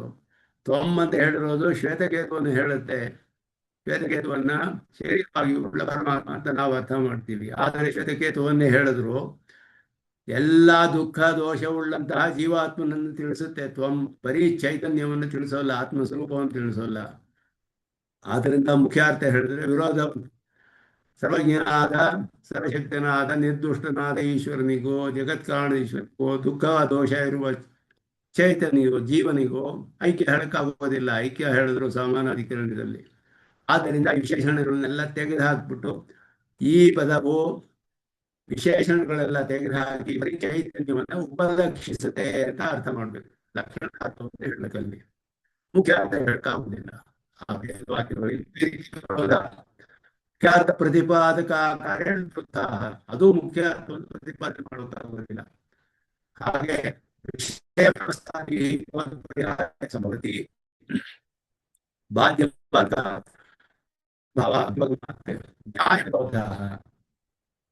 ವಿಷಯ ವ್ಯವಸ್ಥಾಪನೆ ಸಗುಣ ನಿರ್ಗುಣ ವಾಕ್ಯ ಉದಾಹರಣೆ. ಸಗುಣ ನಿರ್ಗುಣ ವಾಕ್ಯಗಳು ಇರುವಾಗ ನಿರ್ಗುಣ ವಾಕ್ಯಗಳು ಸಗುಣ ವಾಕ್ಯವನ್ನು ಬಾಧಿಸುತ್ತೆ ಅಂತ ಹೇಳಿದ್ರೆ ನ್ಯಾಯಕ್ಕೆ ವಿರೋಧ ಆಯಿತು. ಯಾಕೆ ಅಂದರೆ ಸಗುಣ ವಾಕ್ಯಗಳಿಗೆ ವಿಶೇಷ ಕಲ್ಯಾಣ ಗುಣಗಳು, ನಿರ್ಗುಣ ವಾಕ್ಯಗಳಿಗೆ ವಿಶೇಷ ಹೇಯ ಗುಣಗಳು. ಹೀಗೆ ವಿಷಯ ವ್ಯವಸ್ಥಾಪನೆಯಿಂದ ಯಾವುದು ವಿಷಯ ವಾಕ್ಯಗಳಿಗೆ ಅಂತ ವಿಷಯ ವ್ಯವಸ್ಥಾಪನೆಯಿಂದ ವಿರೋಧವನ್ನು ಪರಿಹಾರಕ್ಕೆ ಸಾಧ್ಯವಿರುವಾಗ ಬಾಧ್ಯವಾದಕ ಭಾವನೆಯಲ್ಲಿ ನಿರ್ಗುಣ ವಾಕ್ಯಗಳು ಸಗುಣ ವಾಕ್ಯಗಳು ಬಾಧಿಸುತ್ತೆ. ಹಾಗೆಯೇ ಈ ಬ್ರಹ್ಮಜ್ಞಾನ ಅಂತ ಹೇಳುವ ಬ್ರಹ್ಮಕಾಂಡವು ಕರ್ಮಕಾಂಡವನ್ನು ಬಾಧಿಸುತ್ತೆ. ಯಾಕೆ ಅಂದರೆ ಕರ್ಮಪರಿ ಭೇದವನ್ನೇ ಹೇಳುತ್ತೆ ಕರ್ಮಕಾಂಡ. ಬ್ರಹ್ಮಜ್ಞಾನವು ಬ್ರಹ್ಮಕಾಂಡ ಐಕ್ಯವನ್ನು ಉಪದೇಶ ಮಾಡುತ್ತೆ. ಬ್ರಹ್ಮಕಾಂಡವು ಕರ್ಮಕಾಂಡವನ್ನು ಬಾಧಿಸುತ್ತೆ. ಹೀಗೆ ಹೇಳೋದು ಹೇಗೆ? ಕರ್ಮಕಾಂಡವು ಪರಮಾತ್ಮನ ಆರಾಧನ ಸ್ವರೂಪವನ್ನು ತಿಳಿಸುತ್ತೆ, ಬ್ರಹ್ಮಕಾಂಡವು ಪರಮಾತ್ಮನ ಆರಾಧನೆ ಸ್ವರೂಪ ತಿಳಿಸುತ್ತೆ, ಆರಾಧನೆ ಸ್ವರೂಪ ತಿಳಿಸುತ್ತೆ. ಅದಕ್ಕೆ ವಿಷಯ ಆರಾಧನೆ, ಇದಕ್ಕೆ ವಿಷಯ ಸ್ವರೂಪ ಸ್ವಭಾವಗಳು. ಹೀಗೆ ವಿಷಯ ವ್ಯವಸ್ಥಾಪನೆ ವಿರೋಧ ಇಲ್ಲ. ಈ ರೀತಿ ಮಾಡೋದು ಬಾಧ್ಯವಾದಕ ಅಂತ ಹೇಳಿದ್ರೆ ನ್ಯಾಯಗಳಿಗೂ ವಿರೋಧ, ಶ್ರುತಿಗೆ ಅನುಗುಣವಾದ ನ್ಯಾಯಕ್ಕೆ ವಿರೋಧ. ಸ್ವಶ ವಿರೋಧ ಬ್ರಹ್ಮ ನಿರ್ವಿಶೇಷಂ ಬ್ರಹ್ಮ ನಿರ್ವಿಶೇಷ ಅಂತ ಹೇಳುವುದು. ಹೀಗೆ ಹೇಳಿದ್ರೆ ಹೇತುಗಳಿಂದ ಸಾಧ್ಯವಾದ ಧರ್ಮಗಳು ಅದನ್ನೆಲ್ಲ ಒಪ್ಪಿಕೊಳ್ಬೇಕು. ಮಾತ್ರ ಬ್ರಹ್ಮ ಅಂತ ಹೇಳಿದ್ರೆ ಯಾವ ಕಾರಣದಿಂದ ಹೇತು ಸಾಧ್ಯ ಧರ್ಮಯ ಅಂಶ ಧರ್ಮಗಳು ಇದೆಲ್ಲ ಒಪ್ಕೊಳ್ಬೇಕು. ಯಾವ ಶಬ್ದ ಹೇಳಿದ್ರೆ ಅಂತ ಶಬ್ದದಿಂದ ಹೇಳ್ತೆ ಅಂತ ಹೇಳ್ಬಿಟ್ರೆ ಅದರಲ್ಲಿ ಪ್ರಕೃತಿ ಪ್ರತ್ಯಯ ಬಿಡುತ್ತೆ. ಅದರಲ್ಲಿ ಶಬ್ದದಿಂದ ವಾಚ್ಯತ್ವ ವೇದ್ಯ ಹೇಳೋದಿಲ್ಲ ಅಂತ ಹೇಳ್ಬಿಟ್ಟು ವಾಚ್ಯತ್ವವಿಲ್ಲ ವೇದ್ಯತ್ವವಿಲ್ಲ ಹೇಳುದು ಇದೆಲ್ಲ ಸ್ವವಿಚಾರ ವಿರೋಧ. ಆದರೆ ಹೇಳ್ಬೇಕು ಅಲ್ಲಿಗೆ ವಿರೋಧ ಬಂತಲ್ಲ. ಅನುಭೂತಿಗೆ ಅವೇದ್ಯ ಇತ್ಯತ್ರ ಅನುಭೂತಿ ಅವೇದ. ಇದಕ್ಕೆ ಸ್ವವಚನ ವಿರೋಧ. ಅನುಭೂತಿ ಅನ್ನೋ ಶಬ್ದದಿಂದ ಒಂದು ಶಬ್ದ ತಿಳಿಬೇಕೋ ಇಲ್ವೋ ಒಂದು ಪದಾರ್ಥ. ಅವೇದ್ಯ ಅಂತ ಹೇಗೆ ಹೇಳಕ್ ಸಾಧ್ಯ? ಹೇಳದೆ ಒಂದು ಶಬ್ದ ಹೇಳದೆ ಹೋದ್ರೆ ಅನುಭೂತಿ ಅನ್ನೋದ್ರಿಂದ ಏನ್ ತಿಳಿಯುತ್ತೆ ನಿಮ್ಗೆ? ಅದು ಅವೇದ್ಯ ಅಂದ್ರೆ ಅನುಭೂತಿಯಿಂದ ತಿಳಿದು ಬಂತಲ್ಲ, ಅದು ವೇದ್ಯವಾಯ್ತಲ್ಲ ಅನುಭೂತಿ. ಅವೇದ್ಯ ಅಂತ ಹೇಳ್ತೀರಾ? ಶಬ್ದವಿದೆ, ಶಬ್ದಕ್ಕೆ ಅರ್ಥವಿದೆ ಹೇಳಿದ್ರೆ ಎಲ್ಲ ಎಲ್ಲ ಕೂಡ ವಿರೋಧಗಳು ಬರುತ್ತೆ. ಶೌಚನ ವಿರೋಧ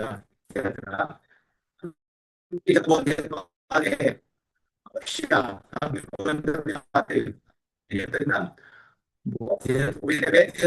ಅದಕ್ಕೆ ಎರಡೂ ಇದೆ. ಎರಡನ್ನು ಇಲ್ಲ ಅಂತ ಹೇಳೋದಕ್ಕೆ ಸಾಧ್ಯ? ಎಲ್ಲ ಅವಚನ ವಿರೋಧ. ಶಬ್ದ ಪ್ರತಿಪಾದ್ಯಂ ಶಬ್ದ ಪ್ರತಿಪಾದ್ಯವಲ್ಲ ಅಂತ ಹೇಳಿ ಶಬ್ದದಿಂದಲೇ ಬರಬೇಕು ಜ್ಞಾನ. ಜ್ಞಾನ ಈ ಎಲ್ಲ ಹೋಗ್ಬೇಕಾದ್ರೆ ಪ್ರಮಾಣ. ಅದನ್ನು ತಿಳಿಲಿಕ್ಕೆ ಆಗೋದಿಲ್ಲ ಅಂತ ಹೇಳಿದ್ರೆ ಅದು ಮಾತ್ರ ಅಂತ ಹೆಂಗ್ ತಿಳಿದು ಬಂತು? ಮತ್ತೆ ಶಬ್ದದಿಂದಲೇ ತಿಳಿದು ಬರುತ್ತೆ. ಇದೆಲ್ಲ ಸೌಖ್ಯ ವಿರೋಧ. ಇದೆಲ್ಲ ವಿಶೇಷವಾಗಿ ಸ್ವಾಮಿ ದೇಶಿಕನ್ ತಿಳಿಸ್ತಾರೆ. ಭಾಸ್ಕರ ಪಕ್ಷದಲ್ಲಾದ್ರೆ ಭಾಸ್ಕರ ಪಕ್ಷೇತು ಭೇದ ತತ್ ಪ್ರತಿಪಕ್ಷಂ ಅಭೇದ ವಿರೋಧ ವಕ್ತವ್ಯ. ಭೇದ ಭೇದ ಎರಡಕ್ಕೂ ವಿರೋಧ. ಭೇದ ಭೇದಗಳು ಎರಡು ಹೇಳ್ತಾರೆ. ಇಲ್ಲಿ ಉಪಾಧಿ ಇರುವಾಗ ಭೇದ ಇದೆ, ಉಪಾಧಿಯಿಂದ ಭೇದವಿದೆ. ಔಪಾಧಿಕ ಭೇದ, ಸ್ವಾಭಾವಿಕವಾಗಿ ಅಭೇದ ಅಂತ ಹೇಳೋದು. ಭೇದವನ್ನು ತಿಳಿಸಾರುವ ಶ್ರುತಿಗಳಿಗೆ ಮತ್ತೆ ಅದಕ್ಕೆ ವಿರುದ್ಧವಾದ ಅಭೇದ ಶ್ರುತಿಗಳಿಗೆ ವಿರೋಧ ಅನ್ನೋದು ಸ್ಪಷ್ಟ ಅಲ್ಲಿ. ಅಷ್ಟೇ ಅಲ್ಲ, ಇಲ್ಲಿ ಒಂದು ವಿಶೇಷವನ್ನು ತಿಳಿಸ್ತಾರೆ. ಮಾತು ಉಪಾಧಿ ಅನ್ನೋದು ಕಡೆಯಲ್ಲಿ ಬ್ರಹ್ಮನಲ್ಲಿಯೇ ಲಯವಾಗಬೇಕು. ಯಾಕೆಂದ್ರೆ ಸ್ವಾಭಾವಿಕವಾಗಿ ಅಭೇದವೇ ಸ್ವಭಾವ, ಸ್ವಾಭಾವಿಕ ಅಭೇದ, ಔಪಾಧಿಕ ಭೇದ. ಭೇದ ಔಪಾಧಿಕ, ಉಪಾಧಿ ಕಾರಣದಿಂದ ಬರುತ್ತೆ. ಉಪಾಧಿ ಸತ್ಯವಾದ ಉಪಾಧಿ. ಶರೀರೇಂದ್ರಿಯಗಳು ಎಲ್ಲ ಈ ಪ್ರಕೃತಿ ಕಂಡು ಬರ್ತಿದೆಯಲ್ಲ, ಇದೆಲ್ಲ ಉಪಾಧಿಗಳು ಸತ್ಯ. ಜೀವಭಾವ ಮಾತ್ರ ತೋರಿಕೆ, ಅಸತ್ಯ. ಆದರೆ ಸ್ವಾಭಾವಿಕವಾಗಿ ಹೇಗಿರುತ್ತೆ? ಬ್ರಹ್ಮ ಒಂದೇ ಅಂತ ಹೇಳುವ ಶ್ರುತಿಗಳಿಗೆ ಹೇಗೆ ಅರ್ಥ ಮಾಡ್ತೀರ ಅಂದರೆ ಅಚೇತನ ಇದು ಎಲ್ಲ ಜೀವಭಾವ ಹೋಗ್ಬಿಡುತ್ತೆ ಉಪಾಧಿ ಹೋದರೆ. ಅಂದರೆ ಉಪಾಧಿಯು ಬ್ರಹ್ಮನಲ್ಲಿ ಐಕ್ಯವಾಗಬೇಕು. ಎಲ್ಲ ದೋಷಗಳು ಬ್ರಹ್ಮನಿಗೆ ಬರುತ್ತೆ. ನಿರ್ವಿಕಾರ ಪ್ರತಿಪಾದಕ ಈ ವಿರೋಧ. ಆವಾಗ ವಿಕಾರ ಉಂಟಾಯಿತು. ಅಲ್ಲಿಗೆ ಬ್ರಹ್ಮಸ್ವರೂಪದಲ್ಲಿ ಐಕ್ಯವಾಗುತ್ತೆ. ಅಚೇತನ ಅಂದರೆ ವಿಕಾರತ್ವ ಅನ್ನೋದು ಹೋಯ್ತು, ನಿರ್ವಿಕಾರತ್ವ ಹೋಗುತ್ತೆ ಅಲ್ಲಿಗೆ. ಭ್ರಮಣ ಏವ ಉಪಹಿತ ನಿರ್ದೋಷ ಶ್ರುತಿ ವಿರೋಧ. ದೋಷವಿಲ್ಲ ಅಂತ ಹೇಳುವ ಶ್ರುತಿಗಳಿಗೆ ವಿರೋಧ. ಜೀವನಿಗೆ ದೋಷವಿಲ್ಲ, ಬ್ರಹ್ಮನಿಗೆ ಬರಬೇಕು. ಯಾಕೆಂದ್ರೆ ಉಪಾಧಿ ಸತ್ಯವಾದದ್ದು ಅವರಿಗೆ. ಅದಕ್ಕೆ ಹೇಳ್ತಾರೆ ಅವರು ಶಂಕರ ಪಕ್ಷ ಎಷ್ಟೋ ವಾಸಿ. ಯಾಕೆಂದ್ರೆ ಉಪಾಧಿ ಮಿಥ್ಯೆ ಅಂತ ಹೇಳಿ ಬ್ರಹ್ಮನಿಗೆ ದೋಷವಿಲ್ಲ. ಅಂದರೆ ಇವ್ರಿಗೆ ಉಪಾಧಿ ಸತ್ಯವಾಗಿಬಿಟ್ರೆ ಸತ್ಯವಾದ ಉಪಾಧಿಯಿಂದ ದೋಷ ಬಂದ್ಬಿಡುತ್ತೆ ಬ್ರಹ್ಮನಿಗೆ. ಅಭೇದ ಶ್ರುತಿ ಮುಖ್ಯ. ಅಭೇದ ಶ್ರುತಿಗಳು ಕೂಡ ಮುಖ್ಯವಾದಲ್ಲಿ ಹೇಳಕ್ಕಾಗಲ್ಲ. ಜೀವೇತರ ಸಮಾನ ಘಟಾಕಾಶ ಮಹಾಕಾಶ ಸಮಾನ ದ್ವೇಷೇಣ ಐಕ್ಯ ಸಿದ್ಧೇ.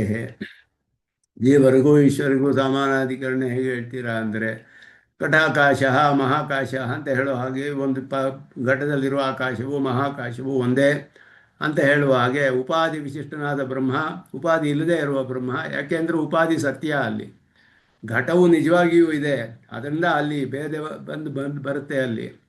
ಆದ್ದರಿಂದ ಸಮಾನಾಧಿಕರಣ ಹೇಳುವಾಗ ನಿಜವಾದ ಉಪಾಧಿ ಇಟ್ಟರೆ ಇನ್ನೂ ದೊಡ್ಡ ಕಷ್ಟ ಬರುತ್ತೆ ಅಲ್ಲಿ.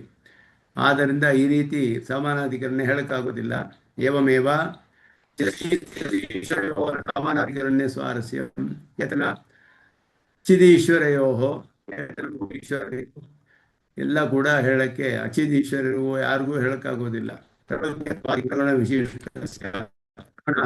ಸರ್ವತಾದಾತ್ಮ್ಯೇ, ಎಲ್ಲರೂ ಅವನ ತಾದಾತ್ಮ್ಯ ಅಂದರೆ ಐಕ್ಯ.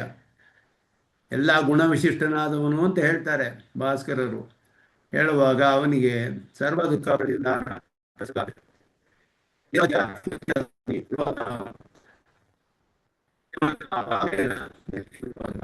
ಕೆಲವು ದೋಷವು ಬ್ರಹ್ಮನಿಗೆ ಬರುತ್ತೆ ಅದು ಭಾಸ್ಕರ ಪಕ್ಷದಲ್ಲಿ ಕೆಲವು ವಿರೋಧಗಳು.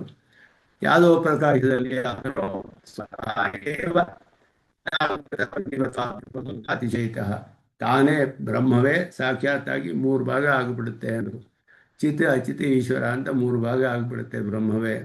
ಸ್ವತಃ ಸ್ವತಃ ಏವ ಭಿನ್ನ ಅಭಿನ್ನ ಭಿನ್ನವೂ ಆಗುತ್ತೆ, ಎಲ್ಲ ಹೋಗಿ ಅವನಲ್ಲಿ ಸೇರ್ಕೊಂಡ್ಬಿಟ್ರೆ ಒಂದೇ ಬ್ರಹ್ಮ ಇರುತ್ತೆ. ಸರ್ವಾಭೂತಾತ್ಮಾತ್ರಸ್ಯ ಬ್ರಹ್ಮತ್ವ ಅಭ್ಯುಪಗಮೆ ಅದೃಶ್ಯ ಶ್ರುತಿ ಹೇಳ್ತು ಅದೃಶ್ಯ ಎತ್ತದದ್ರೇಶ್ಯಂ ಅಗ್ರಾಹ್ಯಂ ಅಗೋತ್ರಂ ಅಂತ ಹೇಳಿದ್ರೆ ಒಂದು ಘಟವೂ ಬ್ರಹ್ಮವೇ ಸಾಕ್ಷಾತ್ತಾಗಿ ಅವರಿಗೆ ಸನ್ಮಾತ್ರ ಅನುವೃತವಾಗಿದೆ ಅಂತ ಹೇಳಿದ್ರೆ ಅಲ್ಲಿ ಬ್ರಹ್ಮತ್ವವನ್ನು ಒಪ್ಕೊಳ್ಬೇಕು ಅದರಲ್ಲಿಯೂ. ಆಗ ಅದು ದೃಶ್ಯವಾಯಿತಲ್ಲ, ಅದೃಶ್ಯತ್ವ ಅನ್ನೋದು ಹೋಯಿತು ಬ್ರಹ್ಮನಿಗೆ. ಆದ್ದರಿಂದ ಈ ರೀತಿ ದೋಷಗಳು ಬರುತ್ತೆ. ಶ್ರುತಿ ವಿರೋಧ ಸತ್ತಾಯ ಜಾತಿ ರೂಪತ್ವ ಪ್ರಸಂಗ ಇತ್ಯಾದಿಯೋ ದೋಷ. ಜಾತಿ ಬರುತ್ತೆ, ಘಟತ್ವ ಜಾತಿ ಬ್ರಹ್ಮನಿಗೂ ಉಂಟಾಗಬೇಕು ಅವಾಗ. ಯಾಕೆ ಅಂದರೆ ಘಟ ಕಂಡು ಬರ್ತಾ ಇದೆಯಲ್ಲ, ಬ್ರಹ್ಮವೇ ಘಟದಂತೆ ಕಂಡು ಬಂದರೆ ಘಟತ್ವ ಜಾತಿ ಬಂತು ಬ್ರಹ್ಮನಿಗೆ, ಜಾತಿಯನ್ನು ಹೇಳಬೇಕಾಗುತ್ತೆ ಅವಾಗ ಬ್ರಹ್ಮನಿಗೆ. ಇದೆಲ್ಲವೂ ಕೂಡ ಯಾವುದೋ ಪ್ರಕಾಶದ ಪಕ್ಷದಲ್ಲಿ ಬರುವ ದೋಷಗಳು. ಇದೆಲ್ಲವೂ ಅನಯೋ ಭೇದ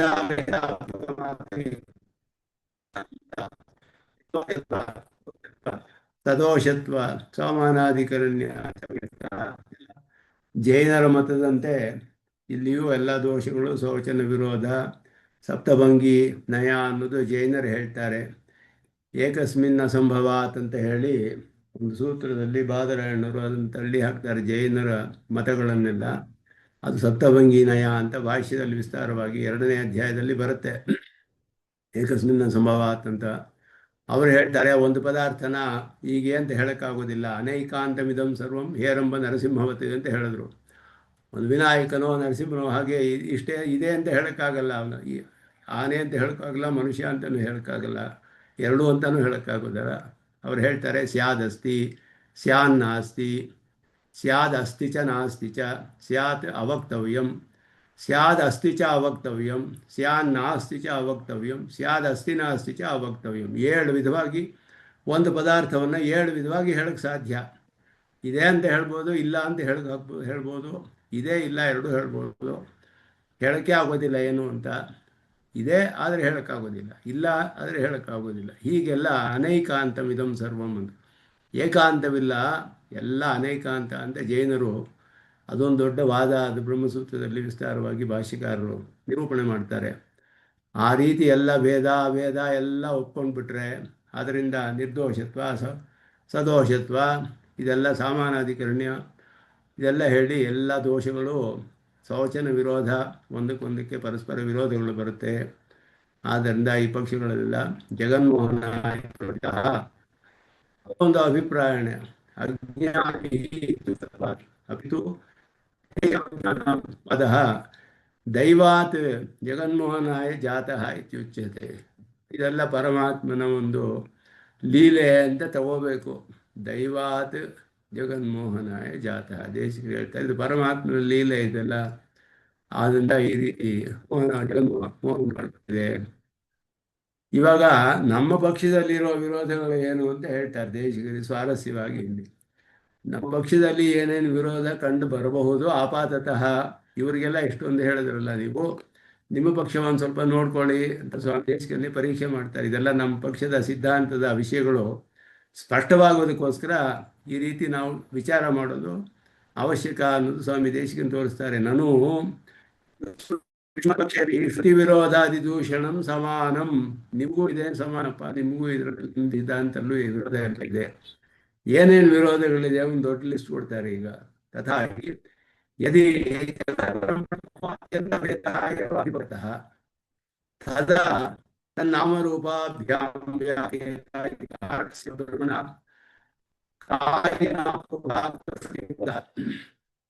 ಏಕವಿಜ್ಞಾನೇನ ಸರ್ವವಿಜ್ಞಾನ ಇದೆಲ್ಲಿ ಹೇಳ್ತಾರೆ, ಈ ಜಗತ್ತು ಬ್ರಹ್ಮನಿಗೂ ಅತ್ಯಂತ ಭೇದವೇ ಇಲ್ಲವೇ? ಅತ್ಯಂತ ಭೇದ ಒಪ್ಪಿಕೊಂಡ್ರೆ ತಾನೇ ಜಗತ್ತು ವ್ಯಾಕರಣ ಮಾಡಿ ಅನೇಕವಾಯಿತು ಅಂತ ಹೇಳೋದು. ತರ್ಹಿ ಅವ್ಯಾಕೃತಮಾಸೀತ್ ತನ್ನಾಮರೂಪಾಭ್ಯಾಂ ವ್ಯಾಕ್ರಿಯತ ಅಂತ ಮಾಡಿದಾಗ ಈ ಕಾರ್ಯ ಮತ್ತು ಕಾರ್ಯರೂಪದಲ್ಲಿ ನಾಮರೂಪವೆಲ್ಲ ಬ್ರಹ್ಮನಿಗೇ ಬರುತ್ತೆ. ಕಾರ್ಯಸ್ಯೈವ ಕಾರಣಸ್ಯೈವ ಬ್ರಹ್ಮಣಃ ನಾಮರೂಪ ಭಾಗ್ವ. ಕಾರ್ಯವಾದ ನಾಮರೂಪವೆಲ್ಲ ಉಂಟಾಗುತ್ತೆ. ಅದರಿಂದ ವಿರೋಧ ಬಂತಲ್ಲಿಗೆ ಅತ್ಯಂತ ಭೇದ ಹೇಳಕ್ಕಾಗೋದಿಲ್ಲ. ಏಕವಿಜ್ಞಾನೇನ ಸರ್ವವಿಜ್ಞಾನ ಪ್ರತಿಜ್ಞಾ ವಿರೋಧ.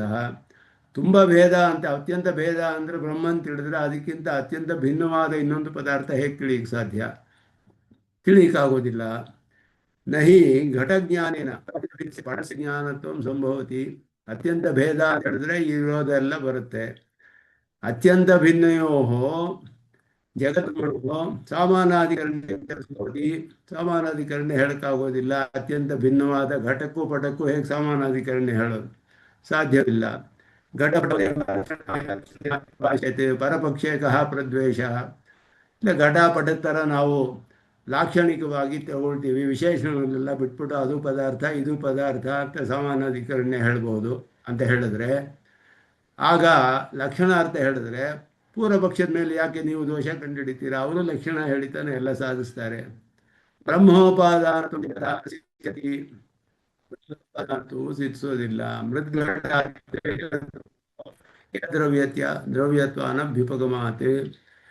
ಮೃತ್ಯು ಹೇಗೆ ಘಟವಾಗುತ್ತೋ, ಘಟವೆಲ್ಲ ಮೃಣ್ಮಯ ಅಂತ ಹೇಳೋ ಹಾಗೆ ಬ್ರಹ್ಮನಿಗೂ ಒಂದು ಏಕದ್ರವ್ಯತ್ವ ಅನ್ನೋದು ಇದೆಯೇ ಅನ್ನೋದು ಪ್ರಶ್ನೆ ಬರುತ್ತೆ. ಅಲ್ಲಿ ವಿಶಿಷ್ಟವಾದ ದ್ರವ್ಯ ಒಂದೇ ಅಂತ ಹೇಳಿ ಪರಿಹಾರ ಮಾಡ್ತೀವಿ ನಾವು. ಆದರೆ ಇಲ್ಲಿ ಸಾಮಾನ್ಯವಾಗಿ ಈ ರೀತಿ ಒಂದು ವಿಚಾರ ಮಾಡಿದ್ರೆ ನಮಗೆ ಇದಕ್ಕೆಲ್ಲ ಹೇಗೆ ಪರಿಹಾರವು ಹೇಳಲ್ಪಟ್ಟಿದೆ ನಮ್ಮ ಸಿದ್ಧಾಂತದಲ್ಲಿ ತಿಳ್ಕೊಳ್ಬಹುದು ಮುಂದೆ. ಅನ್ಯಥಾ ಸತ್ಕಾರ್ಯವಾದ ವಿರೋಧಾತ್. ಮಣ್ಣು ಘಟವು ಮಣ್ಣಿನಲ್ಲಿ ಇಲ್ಲವೇ ಇಲ್ಲ ಅಂತ ಹೇಳಿಬಿಟ್ರೆ, ಕಾರ್ಯವು ಕಾರಣದಲ್ಲಿ ಇಲ್ಲ ಅಂದರೆ ಸತ್ಕಾರ್ಯವಾದ ಆಗೋದಿಲ್ಲ. ನೈಯಾಯಿಕರ ಥರ ಇದು ಆರಂಭವಾದ ಆಗಬೇಕು, ಉತ್ಪತ್ತಿವಾದ. ಕಾರ್ಯವು ಕಾರಣದಲ್ಲಿ ಇಲ್ಲ ಅಂತ ಆಗ್ಬಿಡುತ್ತಾಗ ನಾವು ಹೇಳೋದು ಕಾರ್ಯವು ಕಾರಣದಲ್ಲಿ ಇರಲೇಬೇಕು, ಅನನ್ಯತ್ವ ಅಂತ ಹೇಳಿ. ಯದಿ ಪ್ರಕೃತಿ ಪುರುಷೇಶ್ವರ ಪುರಾ ಕಾರ್ಯಮಾರಭಂತೆ ಪ್ರಕೃತಿಯು ಪುರುಷರು ಅತ್ಯಂತ ವಿಲಕ್ಷಣರು. ಆದ್ದರಿಂದ ಭೇದವು ಹೇಗೆ ಸಮರ್ಥಿತ ಅಂತ ಹೇಳಿದ್ರೆ, ಚಿದ್ವಸ್ತುನಃ ಅಚಿದ್ವಸ್ತುನಃ ಈಶ್ವರಸ್ಯ ಚ ಸ್ವರೂಪ ಸ್ವಭಾವ ವೈಲಕ್ಷಣ್ಯಾತ್ ಅಸಂಕರಾಚ ಭೇದ ಸಮರ್ಥಿತ. ವೇದಾರ್ಥ ಸಂಗ್ರಹದಲ್ಲಿ ಭಾಷಿಕಾರರು ಹೇಳ್ತಾರೆ, ಭೇದವು ಹೇಗೆ ಹೇಳ್ತೀವಿ ನಾವು ಅಂದರೆ, ಚಿದ್ವಸ್ತುನಃ ಅಚಿದ್ವಸ್ತುನಃ ಈಶ್ವರಸ್ಯ ಚ ಸ್ವರೂಪ ಸ್ವಭಾವ ವೈಲಕ್ಷಣ್ಯಾತ್. ಸ್ವರೂಪದಲ್ಲಿಯೂ ವಿಲಕ್ಷಣ, ಸ್ವಭಾವದಲ್ಲಿಯೂ ವಿಲಕ್ಷಣ, ಸಾಂಕರ್ಯವೂ ಇಲ್ಲ, ಅಸಂಕರಾಚ ಮಿಕ್ಸ್ ಆಗೋದಿಲ್ಲ, ಒಂದಕ್ಕೊಂದು ಮಿಶ್ರಣವಾಗೋಲ್ಲ. ಭೇದ ಸಮರ್ಥಿತ ಅಂತ ಹೇಳಿದ್ರಲ್ಲ, ಹೀಗಿದ್ರೆ ಪುರುಷರು ಪ್ರಕೃತಿಯಿಂದಲೇ ಜಗತ್ತು ಆರಂಭವಾದರೆ ಬೇರೆ ಬೇರೆಯಾಗಿ ಆರಂಭಿಸುತ್ತೆಯೇ? ಇಲ್ಲ, ಒಂದೇ ಇದ್ದು ಆರಂಭಿಸುತ್ತೆಯೇ? ಒಂದಾಗ್ಬಿಟ್ಟು ಜಗತ್ತನ್ನು ಆರಂಭಿಸುತ್ತವೆ. ಪೂರ್ವ ಪರಸ್ಪರ ಸ್ವಭಾವ ಸಂಕರ. ಎರಡು ಒಂದಾಗ್ಬಿಟ್ಟು ಮಾಡುತ್ತೆ ಅಂದರೆ ಸ್ವಭಾವದಲ್ಲಿ ಮಿಶ್ರಣವಾಗೋಯ್ತು. ಪರಪಕ್ಷವತ್ ಪ್ರಸಕ್ತ, ಮಿಕ್ಕ ಪಕ್ಷದಂತೆ ಆಗುತ್ತಾಗ ಉತ್ತರ ಬೇರೆ ಬೇರೆಯಾಗಿ ಕೆಲಸ ಮಾಡುತ್ತೆ ಅಂತ ಹೇಳಿದ್ರೆ ಆಗ ಅದು ಬೇರೆ ಬೇರೆಯಾಗಿ ಕಾರ್ಯವಾಗುತ್ತೆಯೇ? ಇಲ್ಲವೇ? ಪೃಥಕ್ ಕಾರ್ಯಕರತ್ವೇ ಸಮಸ್ಯ ಅಭ್ಯುಪಗತಂ ಪಲಾಯತೆ. ಎಲ್ಲವೂ ಬ್ರಹ್ಮ ಕಾರಣತ್ವ ಅನ್ನೋದು ದೂರ ಓಡಿ ಹೋಗುತ್ತೆ, ಆವಾಗ ಪಲಾಯನ ಮಾಡುತ್ತೆ. ಏಕ ಕಾರ್ಯಕರತ್ವೇ ಕಾರ್ಯಾವಸ್ಥೆ ಸ್ವಭಾವಸ್ಥಾ. ಎರಡು ಸೇರಿ ಒಂದು ಕಾರ್ಯ ಉಂಟಾಗುತ್ತೆ ಎಂದು ಸ್ವಭಾವದಲ್ಲಿ ಸಾಂಕರ್ಯ ಉಂಟಾಗಬೇಕು. ಯದಿಚ ಬ್ರಹ್ಮಸತ್ವ ಕಾರ್ಯಾತ್ಮಕತ್ವ ವಾದಿನಿಭಿ ಶ್ರುತಿಭಿ ವಿರೋಧ. ಕಾರ್ಯವಾಗುತ್ತೆ ಬ್ರಹ್ಮವೇ ಅಂತ ಹೇಳಿದ್ರೆ ಬಹುಶ್ಯಾಂ ಪ್ರಜಾಯೇಯ ಅನ್ನೋದಕ್ಕೆ ನಿರ್ವಿಕಾರತ್ವಕ್ಕೆ ವಿರೋಧ ಬಂತು. ಇದೆಲ್ಲ ಕೂಡ ಸಾಮಾನ್ಯವಾಗಿ ನೋಡಿದ್ರೆ ಶ್ರುತಿಗಳಲ್ಲಿ ಇಷ್ಟು ವಿರೋಧಗಳನ್ನು ಪರಿಹಾರ ಮಾಡ್ತಾರೆ. ಭಾಷಾ ಸಿದ್ಧಾಂತದಲ್ಲಿ ತಿಳಿಯುತ್ತೆ ಇದರಲ್ಲಿ. ಅಥ ಸವಿಕಾರ ವಿಕಾರವಿದೆ ಅಂತ ಒಪ್ಕೊಂಡ್ಬಿಟ್ರೆ ವಿರೋಧ ತದವಸ್ಥಾ. ನಿರ್ವಿಕಾರ ಶ್ರುತಿಗಳಿಗೆ ವಿರೋಧ ಅನ್ನೋದು ಮಿಕ್ಕಿದ ಪಕ್ಷಕ್ಕೆ ಹೇಳಿದ್ರಲ್ಲ, ನಮ್ಮ ಪಕ್ಷದಲ್ಲೂ ಬರುತ್ತೆ.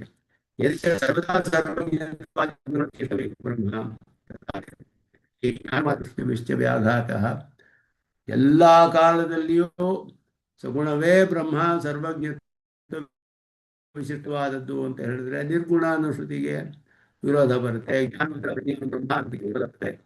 ಸರ್ವದಾ ಭೇದಶಃ ಎಲ್ಲಕ್ಕೆ ಸಾಮಾನ್ಯವಾಗಿ ಹೇಳೋ ವಿರೋಧಗಳು. ಯದಿ ಅಭ್ಯುಪಗತಃ ಎಲ್ಲ ಸಮಯದಲ್ಲಿಯೂ ಭೇದವು ಒಪ್ಪಿಕೊಂಡ್ರೆ ತದಾ ಭೇದ ನಿಷೇಧಕ ವಿರೋಧ, ಭೇದ ಹೇಳುವ ಶ್ರುತಿಗಳಿಗೆ ವಿರೋಧ.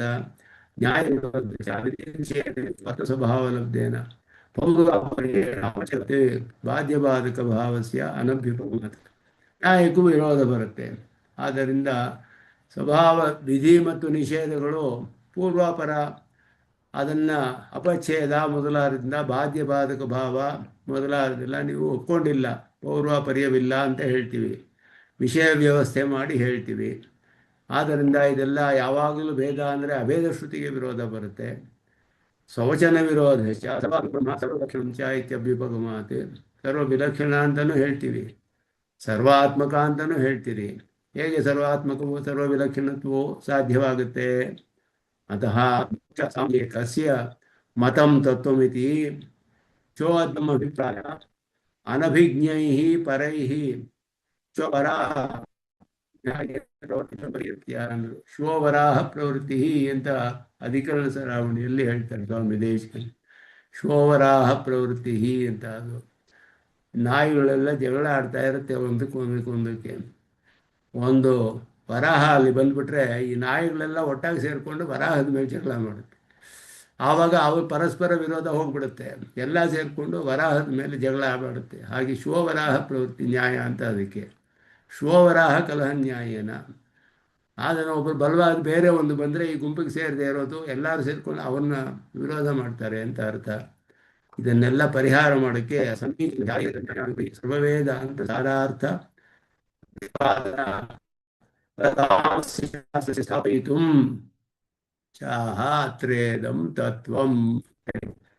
ಅತ್ರೇದಂ ತತ್ವಂ ಎಲ್ಲ ವಿಧವಾದ ಅಭಿಪ್ರಾಯ ಭೇದಗಳನ್ನೆಲ್ಲ ಈ ಕಲಹಗಳನ್ನೆಲ್ಲ ಪರಿಹಾರ ಮಾಡಿ ಸಮೀಚೀನ, ಎಲ್ಲ ಒಂದಕ್ಕೊಂದು ಅನುಗುಣವಾದ ಪರಸ್ಪರ ವಿರೋಧವಿಲ್ಲದ ಶಾರೀರಕ ನ್ಯಾಯಾನುಗೃಹೀತ, ತುಂಬ ಮುಖ್ಯವಾದದ್ದು. ಅದರಿಂದಲೇ ಶ್ರೀಭಾಷ್ಯಕ್ಕೆ ಪ್ರಥಮ ಸ್ಥಾನ. ಎಲ್ಲ ಗ್ರಂಥಗಳಿಗಿಂತಲೂ ಶ್ರೀಭಾಷ್ಯಕ್ಕೆ ಮೊದಲನೇ ಸ್ಥಾನ. ಯಾಕೆಂದರೆ ಆಮೇಲೆ ಬಂದ ಎಲ್ಲ ಗ್ರಂಥಗಳು ಶ್ರೀಭಾಷ್ಯವನ್ನು ಅನುಸರಿಸಿಯೇ ನಿರೂಪಣೆ ಮಾಡಿರೋದು. ಶ್ರೀಭಾಷ್ಯವೇ ಎಲ್ಲಕ್ಕೂ ಪ್ರಧಾನವಾದ ಪ್ರಮಾಣ. ಶಾರೀರಕ ನ್ಯಾಯ ಬ್ರಹ್ಮಸೂತ್ರಗಳು ಬಹಳ ಪ್ರಧಾನವಾದದ್ದು. ಅದರಿಂದ ಅನುಗೃಹೀತವಾದ ಸರ್ವವೇದಾಂತ ಸಾರಾರ್ಥ ಪ್ರತಿಪಾದನ ಪರತಾಂ, ಎಲ್ಲ ವೇದಾಂತಗಳ ಸಾರಾರ್ಥವನ್ನು ಪ್ರತಿಪಾದನೆ ಮಾಡುವಂತಹ ಈ ಶಾಸ್ತ್ರವನ್ನು ಸ್ಥಾಪನೆ ಮಾಡೋಕ್ಕೆ ಆರಂಭಿಸ್ತಾರೆ. ಅತ್ರೇದಂ ತತ್ವಂ ಅಂತ ಹೇಳಿ ಸಿದ್ಧಾಂತವನ್ನು ಇಲ್ಲಿ ಸಿದ್ಧಾಂತ ಎಲ್ಲ ಉಪನಿಷತ್ತುಗಳು ಹೇಳಿರುವಂಥ ಸಿದ್ಧಾಂತವನ್ನು ಹೇಳ್ತಾರೆ ಅಂತ. ಗವೇಷಣಾಯಾಮ್ ಇತ್ಯರ್ಥ. ಅತ್ರ ಅಂತ ಹೇಳಿದ್ರೆ ಶ್ರುತಿ ಸ್ಮೃತಿ ಇತಿಹಾಸ ಮೊದಲಾದವುಗಳಲ್ಲಿ ಇಲ್ಲಂತಹ ಅರ್ಥಗಳನ್ನೆಲ್ಲ ಹುಡುಕಿ ನಾವು ಯಾವ ವಿರೋಧವೂ ಇಲ್ಲದಂತೆ, ಗವೇಷಣ ಅಂದರೆ ಹುಡುಕೋದು, ಅವಿರುದ್ಧ ಅರ್ಥ ಗವೇಷಣ, ವಿರುದ್ಧವಿಲ್ಲದೇ ಇರುವ ಅರ್ಥಗಳನ್ನೆಲ್ಲ ಸ್ಪಷ್ಟವಾಗಿ ಹುಡುಕಿ ವಿಷಯ ವ್ಯವಸ್ಥೆಗಳನ್ನು ಮಾಡಿ ಎಲ್ಲ ಮಾಡ್ತಾ ಇರುವಂತಹದ್ದು. ಇಲ್ಲಿ ಈ ಕೆಲಸವನ್ನು ಈಗ ಮಾಡ್ತಾ ಇದ್ದೀನಿ ನಾನು, ಇಲ್ಲಿ ಸ್ಥಾಪನೆ ಮಾಡ್ತೀನಿ. ಶ್ರುತ್ಯಾದಿಶು, ಶ್ರುತಿಗಳಲ್ಲಿ ಅಂತಾನು ಹೇಳ್ಬೋದು. ಹತ್ರ ಅಂತ ಹೇಳಿದ್ರೆ ಇಲ್ಲಿ ಅಂದರೆ ಈ ವ್ಯಾಖ್ಯಾನದಲ್ಲಿ ಅಂತ ಅರ್ಥವಲ್ಲ, ಶ್ರುತಿಗಳಲ್ಲಿ ಸ್ಮೃತಿಗಳಲ್ಲಿ ಇತಿಹಾಸಗಳಲ್ಲಿ ಮೊದಲಾದವುಗಳಲ್ಲಿ ಅಂತ ಅರ್ಥ. ಅತ್ರ ಇದಂ ತತ್ವಂ, ಶ್ರುತಿ ಸ್ಮೃತಿ ಇತಿಹಾಸಗಳಲ್ಲಿ ಹೇಳಿದ ತತ್ವವನ್ನೇ ಈಗ ಹೇಳ್ತಾ ಇದ್ದೀನಿ ಅಂತ ಹೇಳ್ತಾರೆ. ಇದಂ ಯಥಾ ಪ್ರಮಾಣಂ ವಕ್ಷ್ಯಮಾಣಂ, ಪ್ರಾಮಾಣಿಕವಾಗಿ ಹೇಳ್ತಾ ಇರೋದು. ನತು ಶಂಕರಾದಿ ಉಕ್ತಂ ಅಂತ ಸ್ವಾಮಿ ದೇಶಿಕ ತಿಳಿಸ್ತಾರೆ. ಪ್ರಾಮಾಣಿಕಂ ಇತ್ಯರ್ಥ. ತತ್ವ ಅಂತ ಹೇಳಿದ್ರೆ ಪ್ರಾಮಾಣಿಕವಾದ ಅಬಾಧಿತವಾದ ಪದಾರ್ಥ, ಅಬಾಧಿತವಾದ ವಿಷಯ ತತ್ವ ಅಂತ ಹೇಳೋದು. ಅದರಿಂದ ಇಲ್ಲಿ ಶಂಕಿತಾನ್ ಇದಾನ್ ದೋಷಾನ್ ಪರಿಹರಿಸಲು ತಾವತ್ ಪ್ರಮಾಣತಃ ಸ್ಥಾಪಯತಿ ಅಚಿದ್ವಸ್ತುನಃ ಇತಿ ಸತ್ಯಮಭವತ್ ಇತ್ಯಂತೇನ. ಮೊದಲು ಹೇಳುವಾಗ ಇದನ್ನು ವಿಶೇಷವಾಗಿ ಅಚಿದ್ವಸ್ತುನಶ್ಚ ಅಚಿದ್ವಸ್ತುನಃ ಪರಸ್ಯ ಭೋಗ್ಯತ್ವೇನ ಭೋಕ್ತೃತ್ವೇನ ಚ ಈಶಿತೃತ್ವೇನ ಚ ಸ್ವರೂಪ ವಿವೇಕಮಾಹುಃ ಕಾಶ್ಚನ ಶ್ರುತಯಃ. ಮೊದಲು ಚಿದತೀಶ್ವರ ತತ್ವತ್ರಯ ಸ್ವರೂಪವನ್ನು ಹೇಳುವ ಶ್ರುತಿಗಳನ್ನು ಇಲ್ಲಿ ತಿಳಿಸ್ತಾರೆ. ಸತ್ಯಂ ಚ ಸತ್ಯಂ ಚ ಸತ್ಯಂ ಭವತಿ ಅಂತ ಹೇಳಿ ಅಲ್ಲಿ ತನಕ ಎಲ್ಲಿ ಹೇಳುವಾಗ ಸತ್ಯಂಚ ಅಮೃತಂಚ ಸತ್ಯಮಭವತಿ ಅಂತ ಹೇಳುವ ಶ್ರುತಿಯವರೆಗೂ ಈ ಇದನ್ನೆಲ್ಲ ಮೊದಲು ತಿಳಿಸ್ತಾರೆ ಇಲ್ಲಿಯವರೆಗೂ ಅಂತ ಹೇಳಿದ್ರು. ಪರಮಾತ್ಮನ ಚಿತಚಿದೀಶ್ವರಗಳ ಒಂದು ಭೇದವನ್ನು, ಸ್ವರೂಪ ಸ್ವಭಾವವನ್ನೆಲ್ಲ ಹೇಳುವಂಥದ್ದು. ಭೋಕ್ತಾ ಭೋಗ್ಯಂ ಅಮೃತಾಕ್ಷರಂ ಹರಹ ಮೊದಲಾದದ್ದೆಲ್ಲ ಇಲ್ಲಿ ಶ್ರುತಿಗಳನ್ನು ಸಕಾರಣಂ ಕರ್ಣಾಧಿಪಾತ್ಯ ಪ್ರಧಾನ ಕ್ಷೇತ್ರಜ್ಞಪತಿ ಜ್ಞಾಜ್ಞೌ ನಿತ್ಯಂ ನಿತ್ಯಾನಾಂ ಭೋಕ್ತಾ ಭೋಗ್ಯಂ ಪ್ರೇರಿತಾರಂಚ ಎಲ್ಲವೂ ಕೂಡ ಚಿರಚಿರೀಶ್ವರರ ತತ್ವವನ್ನು ತಿಳಿಸುವಂತಹ ಶ್ರುತಿಗಳು. ಪೃಥಗಾತ್ಮಾನಂ ಪ್ರೇರಿತಾರಂತ್ವ ತಯೋರನ್ಯ ಅನ್ಯ ಪೃಥಕ್ ಎಲ್ಲ ಸ್ಪಷ್ಟವಾಗಿ ಹೇಳುತ್ತೆ. ಅಜ್ಞೌ ಅಜಾಮೇಕಾಂ ಇದು ಪ್ರಕೃತಿ ನಿತ್ಯ ಅನ್ನೋದನ್ನೇ ತಿಳಿಸುವಂಥದ್ದು. ಬದ್ಧ ಮತ್ತು ಮುಕ್ತರ ಸ್ವರೂಪ ವಿವೇಕವನ್ನು ಹೇಳುವಂಥದ್ದು. ಹಾಗೆ ಇದೆಲ್ಲವೂ ಕೂಡ ಹೇಳುವಂತಹ ಪ್ರಮಾಣಗಳನ್ನು ಪ್ರಮಾಣಪೂರ್ವಕವಾಗಿ ಶ್ರುತಿಗಳನ್ನೆಲ್ಲ ಇಲ್ಲಿ ಉದಾಹರಿಸಿ ಮೊದಲು ಇಲ್ಲಿ ಸ್ಥಾಪನೆ ಮಾಡ್ತಾರೆ ಅನ್ನೋದನ್ನು ಹೇಳ್ತಾರೆ. ಭೋಗ್ಯತ್ವ ಯಥಾಕ್ರಮಂ ಭೋಗ್ಯತ್ವೇನ ಭೋಕ್ತ ಭೋಗ್ಯಂ ಅಂತ ಹೇಳಿರುವಂತಹ ಭೇದಕ ಧರ್ಮಾಂತರ